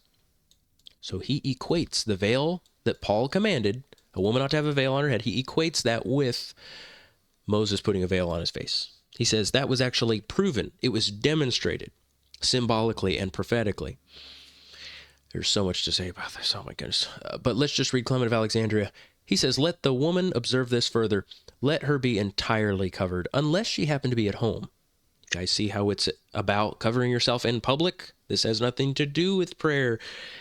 Unless she happen to be at home, nor will she invite another to fall into sin by uncovering her face. He says, it has also been enjoined that the head should be veiled and the face covered, for it is a wicked thing for beauty to be a snare to men. Now, remember I was telling you guys that veil, that word calypto, means hide, and catacalypto means hide it from the top down, means from top to bottom, all the way. Some people just translate it as completely covered. Well, notice how he says, Clement says, it has been commanded by God that the head should be veiled and the face covered. So this is a translation thing. They're choosing to say head veiled and face covered. But understand, guys, the women would wear these long draping pieces of cloth that would hang down, starting at the top, going down to the rest of the body. You're about to read Ambrose describe this a little further. And notice how the emphasis for veiling, the purpose is because it is a wicked thing for beauty to be a snare to men. This is about covering up beauty. If anybody thinks that this is about hair, I got to cover my hair, I just say, this is so unnatural to suggest such a thing. When you read the scriptures, you hear them warning you in the Proverbs not to be trapped by a woman's eyelids and her lips. It says her lips drip honey. It's describing how beautiful a woman's face is. Solomon does this too, describing all the beauty of his wife's face. And yet people say, no, hair. Hair is the main thing we need to be hiding from. Well, no, the face is the part that's beautiful. The face is the part that is seductive. It's the most seductive part. Again, I am speaking to you as natural men. If you are natural, you will understand what I'm saying. If you are unnatural, you will say, nah, faces aren't attractive to me. It's the hair. Okay, why do women spend an hour in the bathroom putting on makeup if the face is not the attractive part of them? Okay, I digress. Clement of Alexandria says, but by no manner of means are women to be allotted to uncover and exhibit any part of their person, lest both fall, the men by being excited to look, and they by drawing on themselves the eyes of men. Here again, Clement of Alexandria says, a wife should be avoiding frequent departure from the house and shutting herself up as far as possible from the view of all not related to her. Isn't that just what Chrysostom says 200 years after Clement of Alexandria? Here's Tertullian. These are just short quotes, Alex. They're much longer ones if you scroll down. I give the huge context of each of these. Tertullian says, God bids you be veiled. I believe he does so, for fear the heads of some should be seen. So perilous a face, then, ought to be hidden. For who will have the audacity to intrude with his eyes upon a shrouded face? Here's Origen. He's talking in his story about Solomon's wife, his bride, symbolizing the church. You know, Solomon represents Christ. His bride symbolizes the church. And he asks her to come to see him and to lay aside her veil and show herself to him. We know, guys, that Solomon, he could see his wife unveiled if they were betrothed. They may not have, consummated the marriage yet. But when you're betrothed, you're allowed to see your wife's face. So that's why he's saying, come show your face to me. The bridegroom asks her, when she comes to that place that he has just specified as being more secluded, to lay aside her veil and show her face to him. It's a face veil. She walks thus veiled and covered, however, because she ought to have a power over her head because of the angels. See how he connects it with Paul's command? It's a face veil. And then he talks about all the symbolism of what they're saying to each other, and Origen puts these words into her mouth. I know they're not in Scripture, but he's just saying that she is explaining why she veils herself. And she says, I show not my naked face to anyone except you only. She says that to her husband. Here's Hippolytus. In his book, The Apostolic Tradition, quoted frequently by the Catholics and the Orthodox to this day, he gives a command. By the way, what am I thinking? I should quote the whole context here, because in the sentence just before this, guys, Hippolytus says, let them give the holy kiss to each other after you have the Eucharist together. He says, men with men and women with women. Men do not kiss women. And then he says this. He says, and let the women have their heads covered or veiled with an opaque cloth, not with a veil of thin linen, for this is not a true covering. So I will point out to anybody, why does Hippolytus immediately talk about women needing to be veiled after he's talking about giving the kiss of peace after the Eucharist? Well, he's implying, no, the women are not kissing other men. They're supposed to be veiled. They're not touching lips with somebody. Their face is covered. You see the context? And if it were just a symbolic cloth, guys, and it didn't need to actually cover them up, why does he say their heads must be covered with an opaque cloth, not with a veil of thin linen? For this is not a true covering. See, guys, there's a true covering and a fake one. The one that doesn't cover her completely is a fake one. But here's his commentary on Daniel. He commentates on the section from the book, from some of the chapters of Daniel that the Protestants have rejected, but that the whole church recommended and endorsed and read. This is a story about some elders, guys, who falsely accused the righteous woman Susanna of being an adulteress. It says, the lawless ones commanded her to be unveiled, for she was covered, in order that they may be filled with her beauty. Let us consider, beloved, of what evil this action was. For while the apostle said a woman ought to have a veil upon her head on account of the angels, these men did the opposite. They commanded that she be unveiled in front of the people, and at this they were not ashamed. And by the way, we know this is a face veil. In fact, it's funny how when they're translating Hippolytus, they don't make him say, they commanded her to uncover her face. But most translations say the lawless men commanded her to unveil her face, because that is what this veil is. It's not her hair being uncovered, guys. It's her face, because she's beautiful. Here's Ordinances of the Apostles. This book is dated to the 200s, and it's actually the basis for the book Apostolic Constitutions, which is an expanded version of this book, Ordinances. And the apostles, according to the writers of this book, the apostles gave this command, which says, "And when you walk in the street, cover your head with your robe, that by reason of your veil, your great beauty may be hidden. And adorn not your natural face, but walk with downcast looks, being veiled. Cover your face from strange men with a veil of modesty. For it behooves women by a veil of modesty and humility to show their fear of God, for the conversion of the increase of faith of them that are without, both of men and women." And here's Apostolic Constitutions, pretty much says the same thing word for word. "When you are in the streets, cover your head, for by such a covering you will avoid being viewed by idle persons. Look downward when you walk abroad, veiling yourself as becomes women." And then he says, "And don't bathe in a place where you know men are, even if it is some public bathhouse." And it says, "For if she is to veil her face and conceal it with modesty from strange men, how much less is she to ever bathe in a place where men are?" So veil her face, guys. That's the emphasis. Here's Athanasius. This is a book he wrote to a woman. He says, "If you should by chance meet someone, let your face be veiled, covered up, bent down, and do not lift your face toward a person, but only toward your God." So you guys understand what it means to be shamefaced. It means you look away. You don't actually look up toward people. Remember in that book written by Euripides, where the woman Hecuba, she meets Polymestor, and she's like, don't be offended if I don't look at you. There is the custom that prevents me from meeting your eyes, meeting your gaze. Now listen to this. Athanasius talks about Mary. This is a letter to virgins. He says, "Mary was therefore a pure virgin. She did not desire to be seen by men. Instead, she remained diligently at home, living a life of seclusion, like a honeybee. She left no part of her body uncovered when she went out of the house." She left no part of her body uncovered. Do the Catholics and Orthodox believe that? No, they make icons of her where she's exposed. She would never do that. She'd never expose her face in public, and she never did. And there are many more quotes, so many it would probably just absolutely blow your mind. Here's John Chrysostom. He says, "What is modest apparel? Such attire as covers them completely.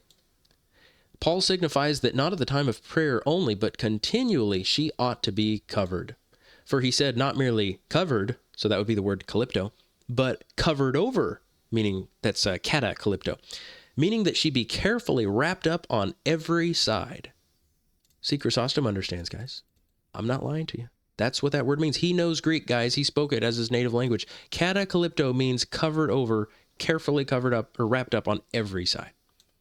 Here's Ambrose. He says, "Was it a small sign of modesty that when Rebekah came to wed Isaac and saw her bridegroom, she took a veil, that she might not be seen before they were united? Let custom itself teach us, a woman covers her face with a veil for this reason, that in public her modesty may be safe. But if she cover her head with a veil, that she may not accidentally see or be seen, for when the head is veiled, the face is hidden, how much more ought she to cover herself with the veil of modesty, so as even in public to have her own secret place." By the way, I didn't add this part where it says, "For when the head is veiled, the face is hidden." I didn't add this, guys. This is real. He actually wrote that. You can look it up. It's on his 2 books concerning repentance, chapter 14. Guys, he says, when the head is veiled, the face is hidden. And I have so many more quotes. Gregory Nazianzus, Cyril of Jerusalem. These are the biggest church fathers in church history, guys. Jerome says, "You should choose for your companions," he's talking to a woman, "you should choose for your companions staid and serious women, particularly widows and virgins, persons of approved conversation, of few words, and of a holy modesty, who veils all of her face except her eyes, and only uses these to find her way." He says, this is another letter that he wrote to a mother and talking about how she should raise her daughter. He says, "Go not from home, nor visit the daughters of a strange land. Jesus is jealous. He does not choose that your face should be seen of others." And he says, he talks about some unrighteous women. He says, "They go about with heads uncovered in defiance of the apostles' command." We already know what his definition of a veil is. It's a face veil. Okay, I'll only read one more because I'm sure you guys are overwhelmed. Here's Augustine. He says, he's commentating on the section in Song of Solomon. He says, "Like a veiled woman, what else can being veiled mean but, so to say, hidden and unknown?" I would just ask this of any Catholics or Anabaptist or anybody who is practicing this modern fake veil. I would say, what else can being veiled mean but, so to say, hidden and unknown? What other definition is there? There is no other definition.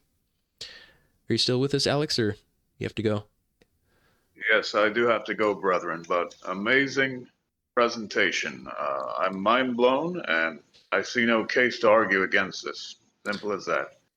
Well, God be with you. God bless you. It's wonderful to hear that you've accepted it, even though it is strange and foreign to you. But God's blessing is on you, Alex. Hope to talk to you again soon.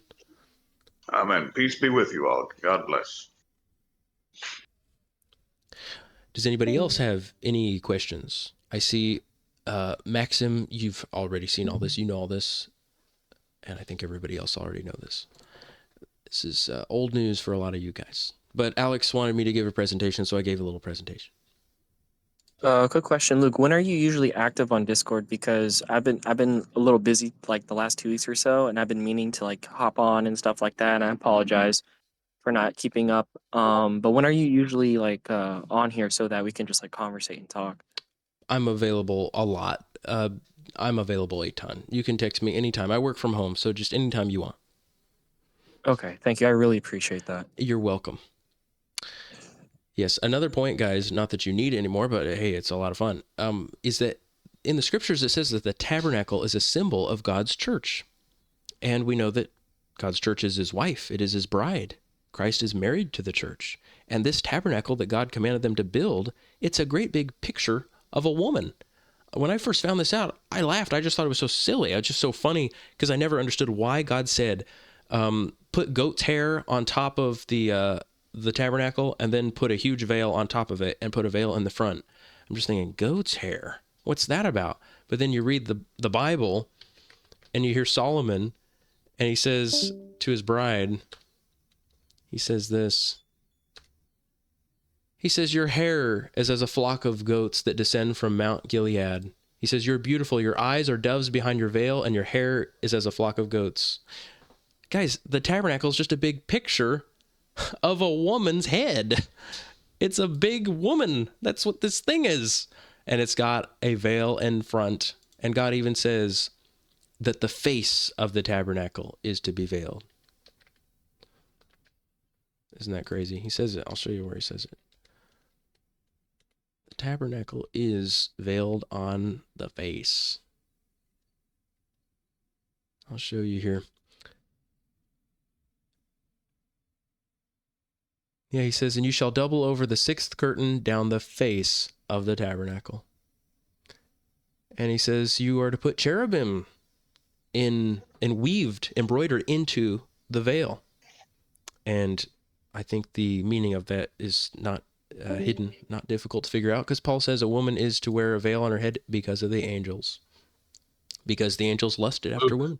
Yeah, very overwhelming. Yes.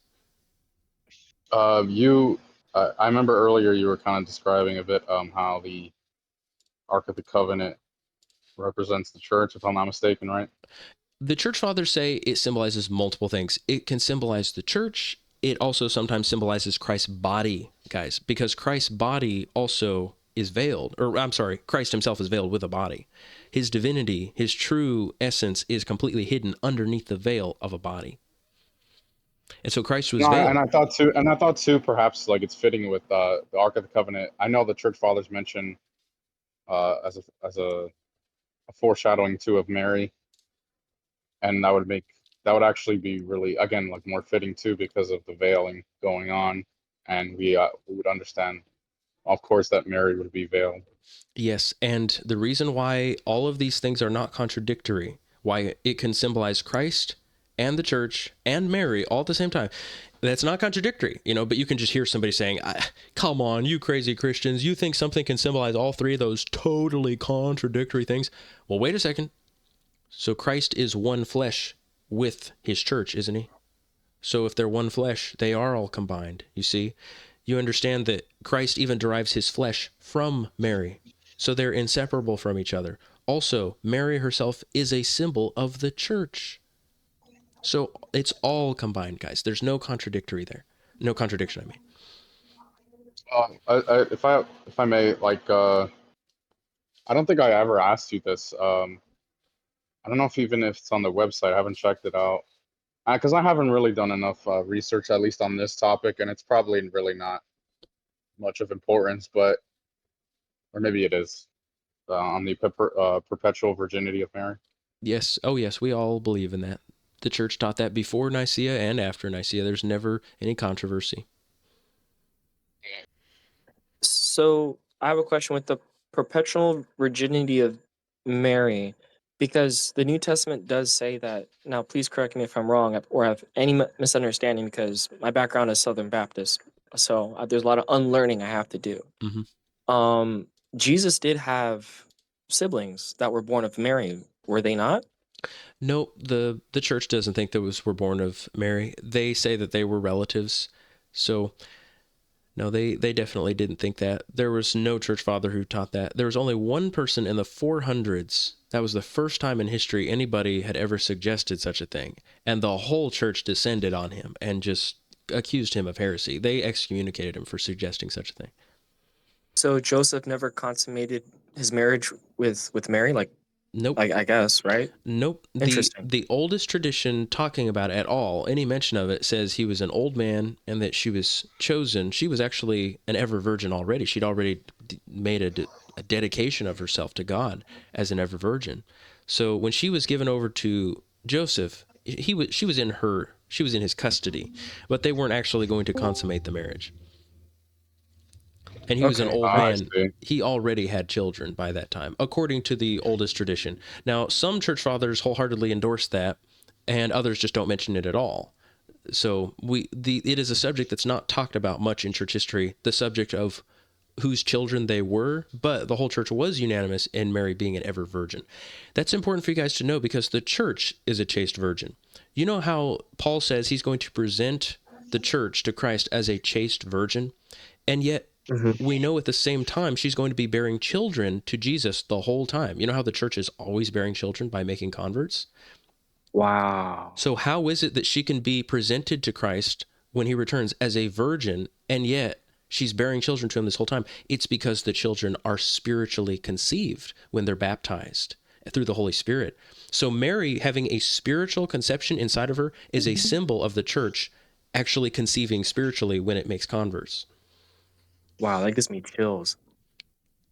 Yes, there are many proofs of that. And in the scriptures, it talks about how, it says in the Bible, she was delivered of a man-child before birth pangs came on. She was delivered of a man. You're referring to, when you said that, you're referring to Revelation 12?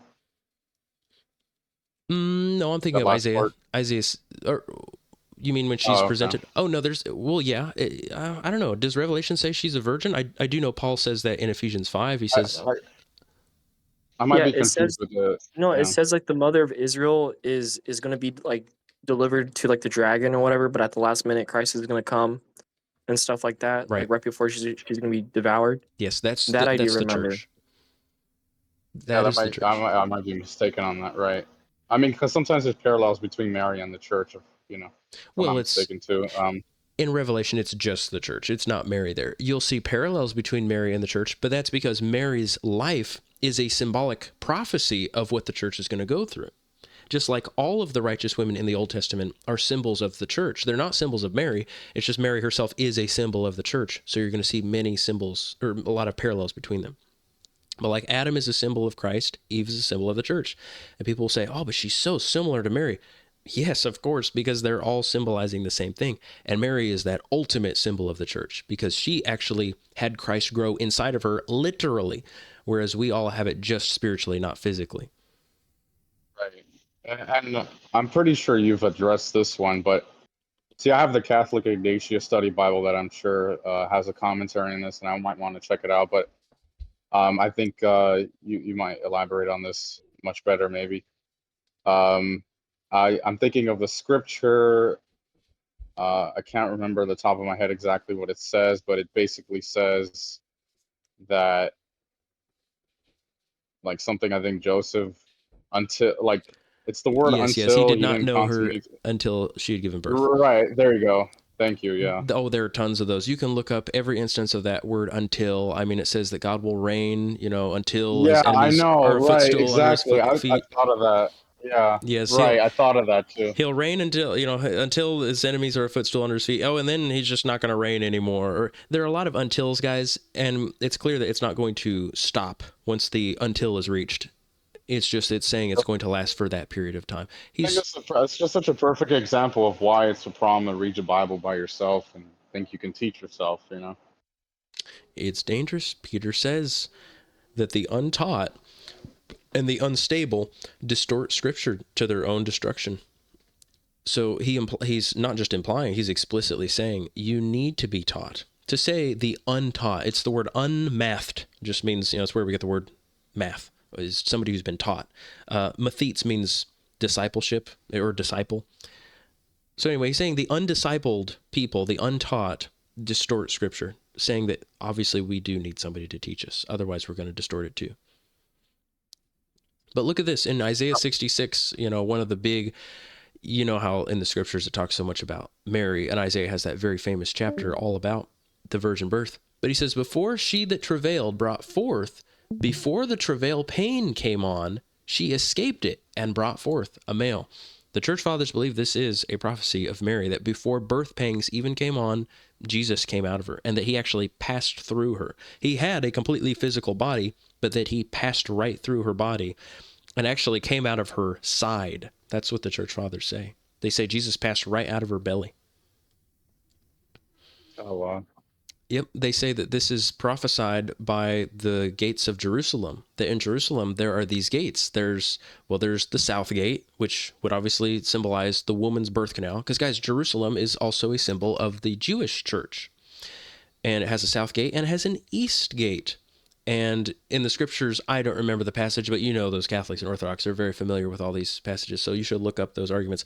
But they'll always quote this, where in the scriptures it says that their Christ, he shall not enter through the south gate, but through the east gate. And they say this is talking about how Christ is not going to go through Mary in the normal way, but he's actually going to go through in a miraculous way through the east gate, that is through her side.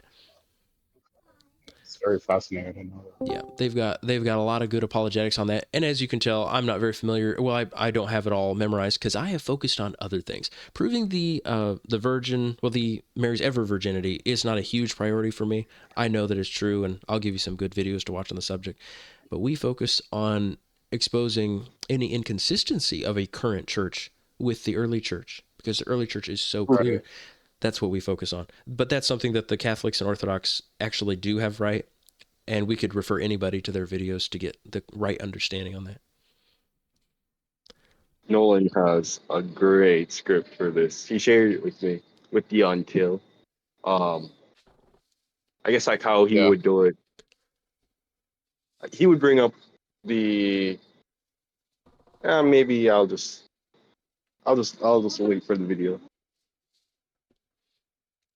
Yes. Brian is asking if I can answer Max, who is asking, in the beginning you talked about proving to us that in Corinth, before the women wore the veil, but unveiled themselves in the church. Can you prove that? Yes, I will show you the section that I'm talking about, that Paul is correcting a custom that existed in Corinth, a custom where men would put on a veil and women would unveil themselves when they prayed and prophesied. Remember, this is in Corinth, guys. This is Greece. This is the hub Yeah, perverse. of Greece.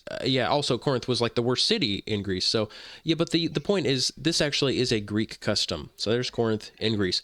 I'm amazed by how many people I talk to, and they don't know Corinth is in Greece. And they're like, why are you bringing up Greek customs?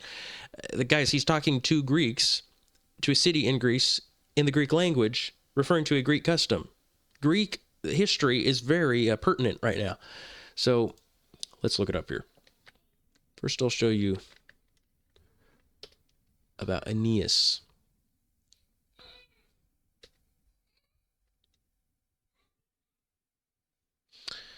All right, check this out. First, I'll show you the man part. That men, I think this is the harder part, because, is it that hard to believe that women would be taking off a veil for any reason, especially if they wanted some kind of equality with the men, or if they had some misunderstanding of what it means for them to be brothers and sisters, and they're like, oh, well, I can unveil myself. I'm with my brothers and sisters. That part's not as hard to believe, although I'll prove that they were doing that. That's not as hard to believe The hard part to believe is that the men are veiling themselves like women and wearing a face veil. That is weird. Try proving that to somebody. They're going to say, I'm going to need a lot of evidence that the men were veiling their faces. That sounds absurd. So I'll prove it to you. I can do it. I have a quick question. So I have a daughter, right? So when did the early church and stuff like that? When did they start veiling their daughters? Like at what age and stuff like that? How did they go about that? That is a very good question. Do you mind if I call you by your name? Because it's kind of weird to call you Florida man. Yeah, my name's Dominic. Okay, Dominic. Yes, you told me at the beginning. I forgot. We like to call each other by our name. So, well, Dominic, that is such a great question, and the church fathers do talk about it. They say God is the one who decided when we reach puberty. And so at puberty, that is a very appropriate time to start veiling. I personally am probably going to veil my daughters a little earlier than that because sometimes genetically, girls start to look really attractive at that age, like more than they really should. And so I don't want men looking at my 12-year-old daughter or 11-year-old daughter and just going, oh, wow. Like, I don't want anybody staring at her. I don't want her to be used to that. I want her to be used to dressing modestly before she's in the bloom of her youth. So, yeah, definitely 12 years old, but I would go a little earlier than that. Thank you. I mean, it's not like infant baptism. How so, Stephen? Well, I mean, Oh, like you have to do it when they're I don't infants? Little burkas on the Right, yeah. infants? No, you don't have to put burkas on your infants. But I'm still going to follow that rule as much as I can to keep her secluded. I don't want her to be used to running around. It's such a respectable thing, guys. People used to have something that is just lost today. This very modest and shy girl who is not accustomed to running around hanging out with guys, talking to them on TikTok, putting on all the makeup. That just didn't exist back then, at least not mainstream. You would have some girls who were rebellious and might have done that. And any rebellious woman is the one that you're being warned against in Scripture, not to lust after her and to control your eyes. But most women were very modest. And so, yeah, we have to be on guard more than anybody had to be in ancient times. We have it so hard in some ways. Isn't it a contrast, this life we live in? Sometimes some things are so much harder than they were in ancient times. And then some things are so much easier than ancient times. The world has become more perverse as we approach the end days, Yes. Okay. So I made this point earlier, guys, about male head coverings, that Paul says a man shouldn't have something coming down from his head. He uses that word, head and coming down. He uses those two words. He just means something hanging down in front of the head. Now, guys, I've got to point this out. People who would suggest that Paul is saying, if you have anything on your head when you pray and prophesy, then this is this is disgraceful for you. I would just say those people, you've really got to stop and think about this. Does that make any sense that Paul is saying anything on your head when you pray and prophesy is the same as wearing female clothing? Would we say that if a woman has like just a leaf fall on her head, that counts as female clothing? Like, oh, I have a thing. I remember I used to be like that, guys. Like, I'd be sitting in my chair praying, and I'd say, oh no, my headphones. I have something on my head. Oh no, I've broken the command. I have female attire on my head. But wait a second. If it really was female attire, why am I wearing it at all? Why am I just thinking about not wearing it at the time of prayer? Are headphones female attire? No. Is a baseball cap female attire? No. Is a turban female attire? No. What is female attire? According to the church fathers, it is a veil. If you go out in public with every single inch of your body covered, including your face, you are dressed like a woman. That is the only definition of female attire that they have. If you were a woman walking around and you've got your legs exposed and your arms exposed, they would not call that female attire. Okay, so Paul then is not forbidding that you have anything on your head when you pray or prophesy. He forbids them to have something hanging down over their face while they're praying or prophesying, draped on their head. The exact same phrase of having something hanging down from the head is used in the Old Testament, when Haman covers his entire head in shame as he ran away from the crowds who were observing his parade in humiliation. You guys remember this story in Esther, when the king tells Haman to go lead Mordecai in a parade, and Haman hates Mordecai with his whole heart, and he's so embarrassed when he's forced to do this for his arch nemesis. And then it says, and Mordecai returned to the palace, but Haman went home mourning and having his head covered. And guys, it's so interesting. In some of the manuscripts, they say keta kephales, which just means something coming down from the head. That's the same phrase Paul uses. And then in other ones, it's keta kekalumenos, which just means, well, it's very close to keta kalypto. Kaluma just means a cloth. So keta kaluma, it just means a cloth hanging down. So it's basically the same thing as Paul talking about. So basically, he is saying he is dressed like a woman. He is covering down his face. And why would Haman do that? Why would Haman, in humiliation and embarrassment, cover his face? Well, it's not a mystery, guys. It's really obvious. That's what people do when they're embarrassed.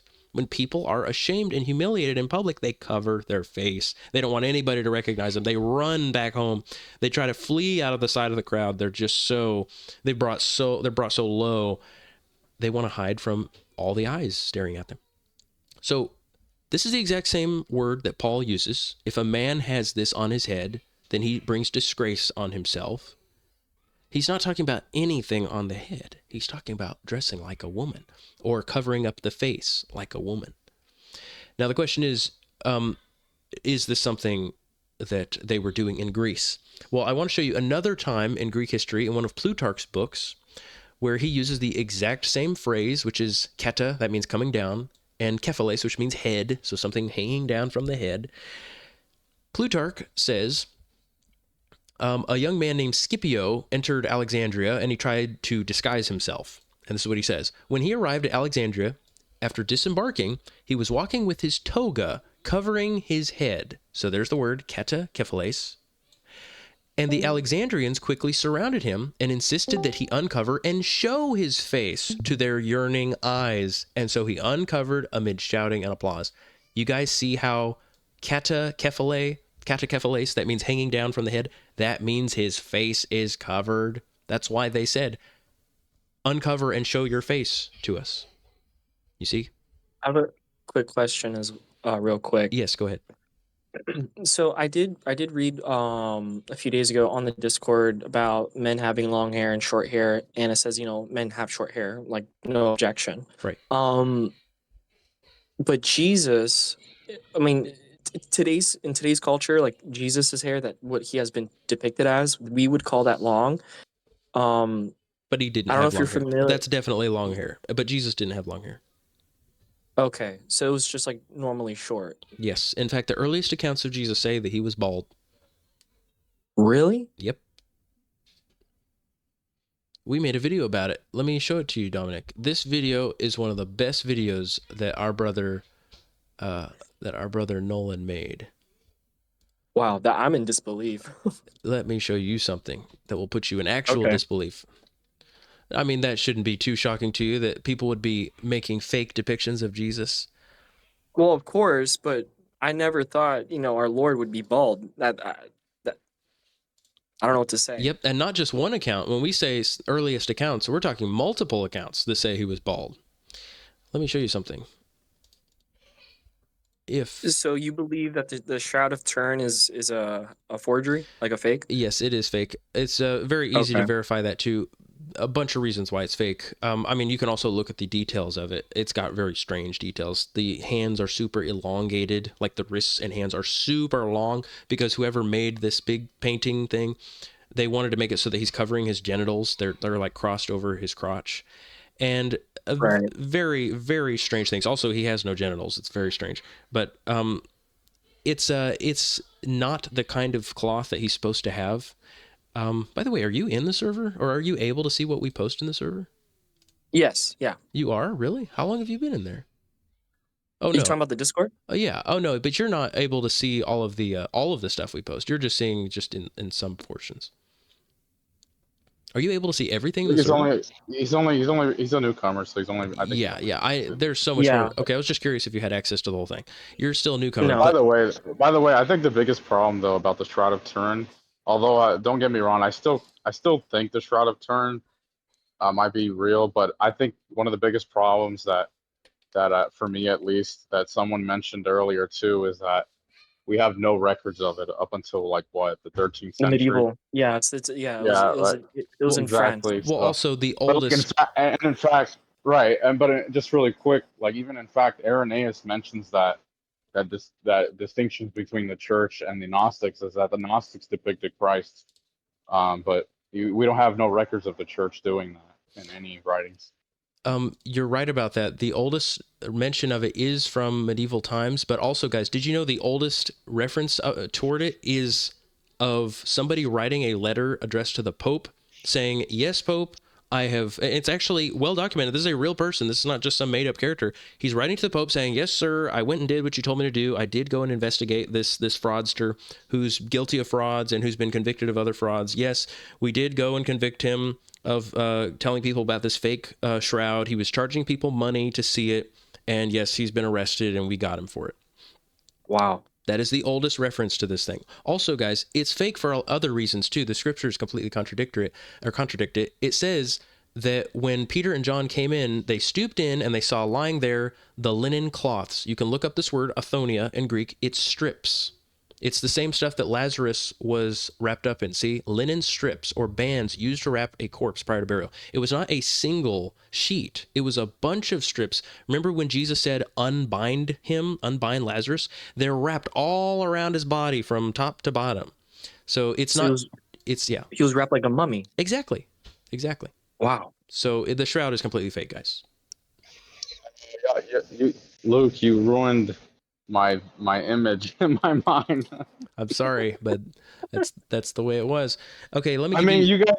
I've seen you guys use those kind of depictions of Christ before, but I know it's usually the classic, Yeah, kind of. yeah. But So concerning the physical appearance of Christ, where else can I get to know about his physical appearance? Really, right you know here, what I mean? Like, right here, Nolan made one of the best videos ever. The title seems boring. You're like, what? Who cares about Jesus' appearance? This is a video full of information from the early church, from other historians such as wow, Josephus that do talk about his appearance. that kind of reminds me of the I think it was Isaiah 53. Like it talked about Yep, his appearance at exactly. Wow. yep. He was an ugly man. Jesus. Doesn't Irenaeus say that he was 50 something or whatever? Is that Well, true? we don't get into that. He is the only person saying that. We don't know how old Jesus was. It's possible. Yeah, that's what I thought. It's possible Yeah. that Jesus was in his 40s. We don't know. Irenaeus is the only one saying that, but he also backs it up with, well, he says he received this tradition from the elders. So we don't know, guys. I am never going to debate with anybody about that. I would say by default, I'm going to agree with. It's not unanimous, right? Right. We look for the unanimous testimony, but we also look for the earliest. And Irenaeus does have a pretty huge bragging right to be able to claim the elders, claiming Polycarp as somebody that he would receive this from. But I also am not going to say that I'm also not going to say anything beyond what we ought to, guys. So Right, fair enough. Yeah. By the way, about Jesus' appearance, real quick. If the body, I think one of the reasons why the subject is so important is the physical appearance of how we should look. Because remember, like Christ, ultimately, he is our example. So, like, everything that he does, like, it is supposed to be example to us. And the body that he chose for himself, in turn, that would be an example. If the body that Christ chose was just this beautiful, just, very tall figure, who is just magnificent, like that would convey a message of, oh, your looks, like they matter and such, in the sense of maybe this is something you should care about, opposed to the fact that, when Christ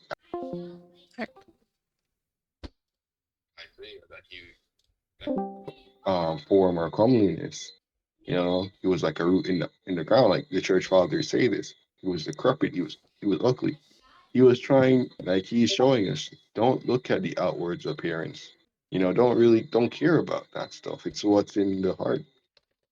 that's right, Raheem. He's an example to all of us. It's a very inspiring video Nolan made. You've got to watch it, Dominic. It will change your life. Okay, so back on the subject, because Max says he has to go. So let me just see if I can cover this, cover it fairly quickly.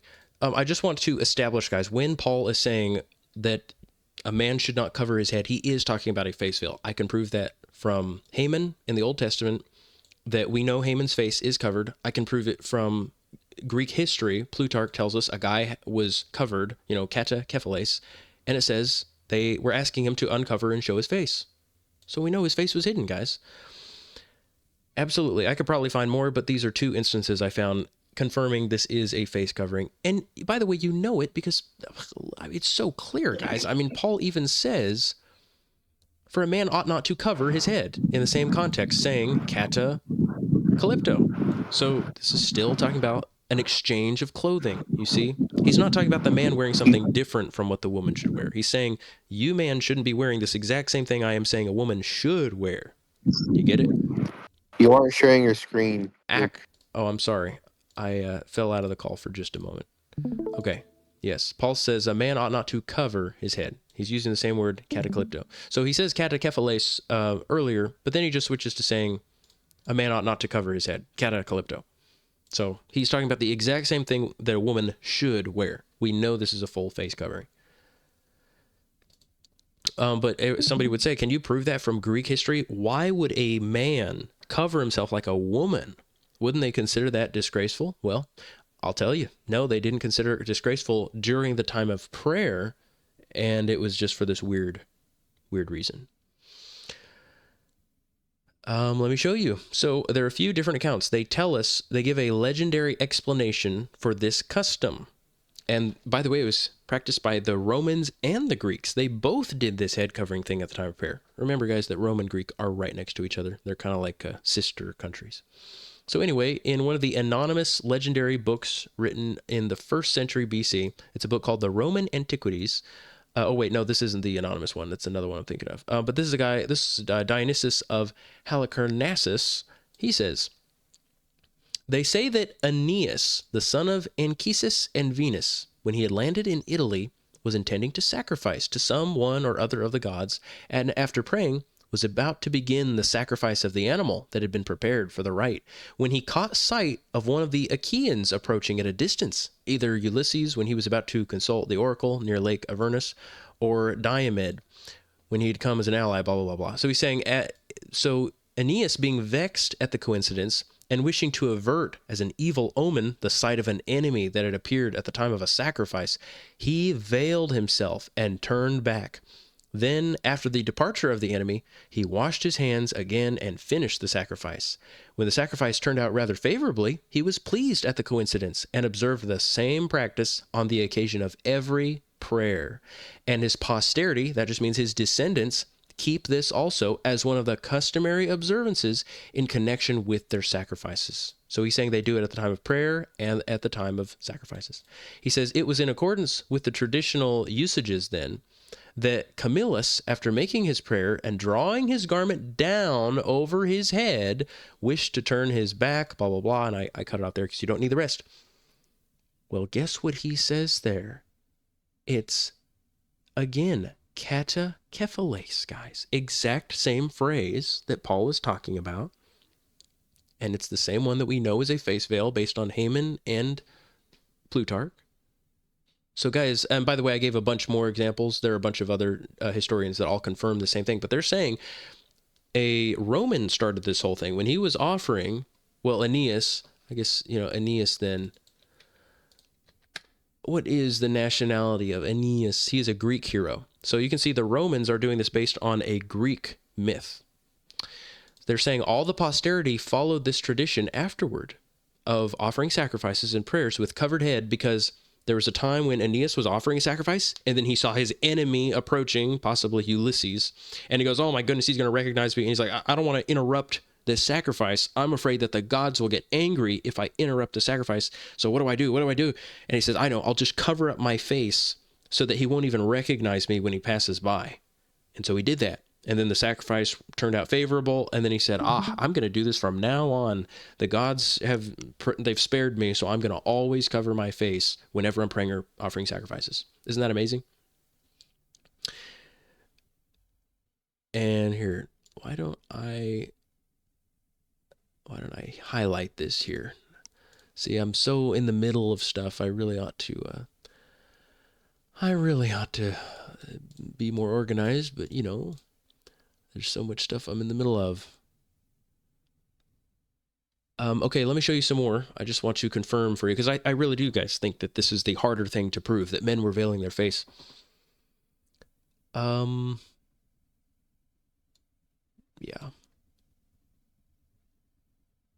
Yeah, this looks good. I'm just doing some highlighting. Yes, okay, it looks good. Okay, let me show you some more. These are many more quotes all saying the same thing. You probably don't need to hear Virgil and all the others saying the exact same thing, that people now veil their faces. Doesn't Cyprian talk about this? Yes, I'm going to skip over to it now. Here is it. I mean, also Plutarch talks about the same thing. He has a book called Roman Questions. Why is it that when they worship the gods, they cover their heads? And he says, yes, if then the tale told of Aeneas is true, then when Diomedes passed by, he covered his head and completed the sacrifice. Yeah, etc. So let's see here. Here's some church fathers now talking about this practice. Lactantius refers to Romans covering their heads during prayers. He says, nor is it any piety to be often seen with veiled head and to turn to a stone and approach every altar and fall prostrate on the ground and spread out your hands before the shrines of the gods.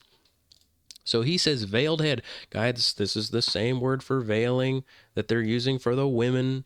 I shouldn't have to say it, but it is true. Here's Cyprian. He says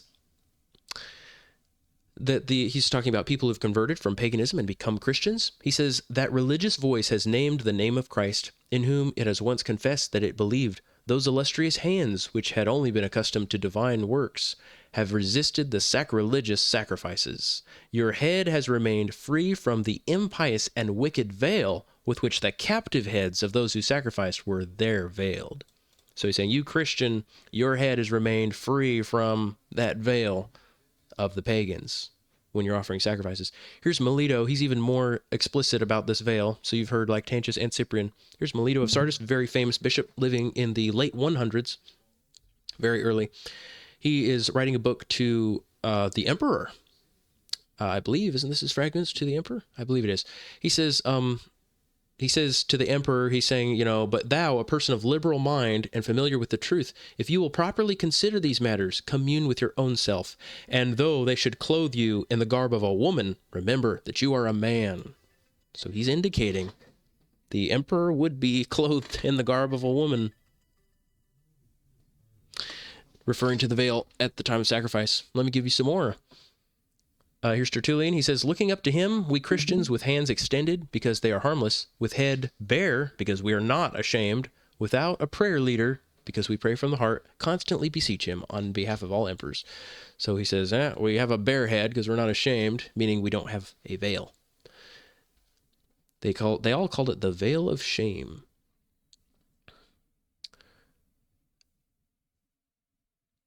Yes, let's see here.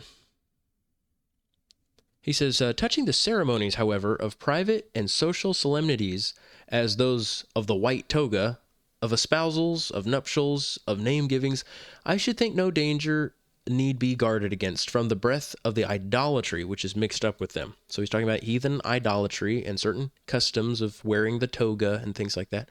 He says you shouldn't be worried about superstitions and wanting to follow superstitions that they follow, for the causes are to be considered to which the ceremony is due. And he says, in short, I find no dress cursed by God except a woman's dress on a man. For cursed, says he, is every man who clothes himself in woman's attire.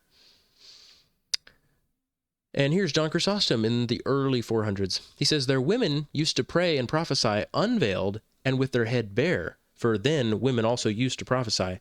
But the men went so far as to wear long hair, as having spent their time in philosophy, and covered their heads when praying and prophesying, each of which was a Grecian custom. Meaning he's saying these two things the men and the women are doing is a Greek custom. Here's Salvian the presbyter. I believe he's also writing in the 400s. He talks about how in the Roman Senate they had done this very same thing of offering a sacrifice in the Roman Senate. And this is in the 400s. He says the voluptuousness of a few is the ruin of many. Even if they who live indecently are few, there are many tainted by the baseness of the few. For just as one prostitute makes many fornicators, in the same way the abominable mixture of a few effeminate men infects almost the greatest portion of the population. So he's talking about effeminate men here. He says, the apostle says, for neither the effeminate nor men who love men will possess the kingdom of God. It is lamentable and deplorable that such an evil should appear to be the crime even of the whole state, and that the universal dignity of the Roman name should be branded with the infamy of an unnatural sin. When men put on women's clothing, they broke their steps more than women do. They fastened on themselves the signs of certain monstrous impurity when they covered their heads with feminine veils. And Oecumenius, also in the 500s, confirms, yeah, covering their heads during prayer and prophecy. He says these are customs that were of Greek origin. So yeah, this was well known that the men veiling the face, wearing women's clothing, was a Greek custom, and we even have the Greeks and Romans confirming that. Was that enough for you, Max?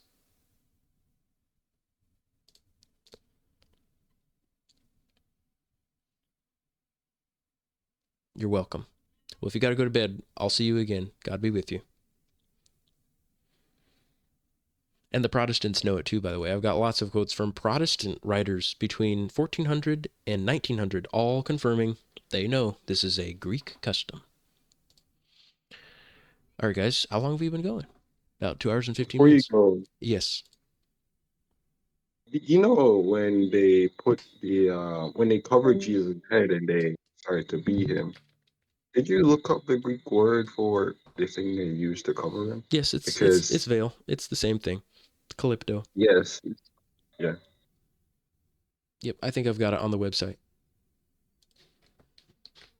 Did they do that to shame him even more by making him wear a woman's garment and then uncovering him I to do don't know that? what the symbolic meaning of it is, but they were mocking his ability to prophesy.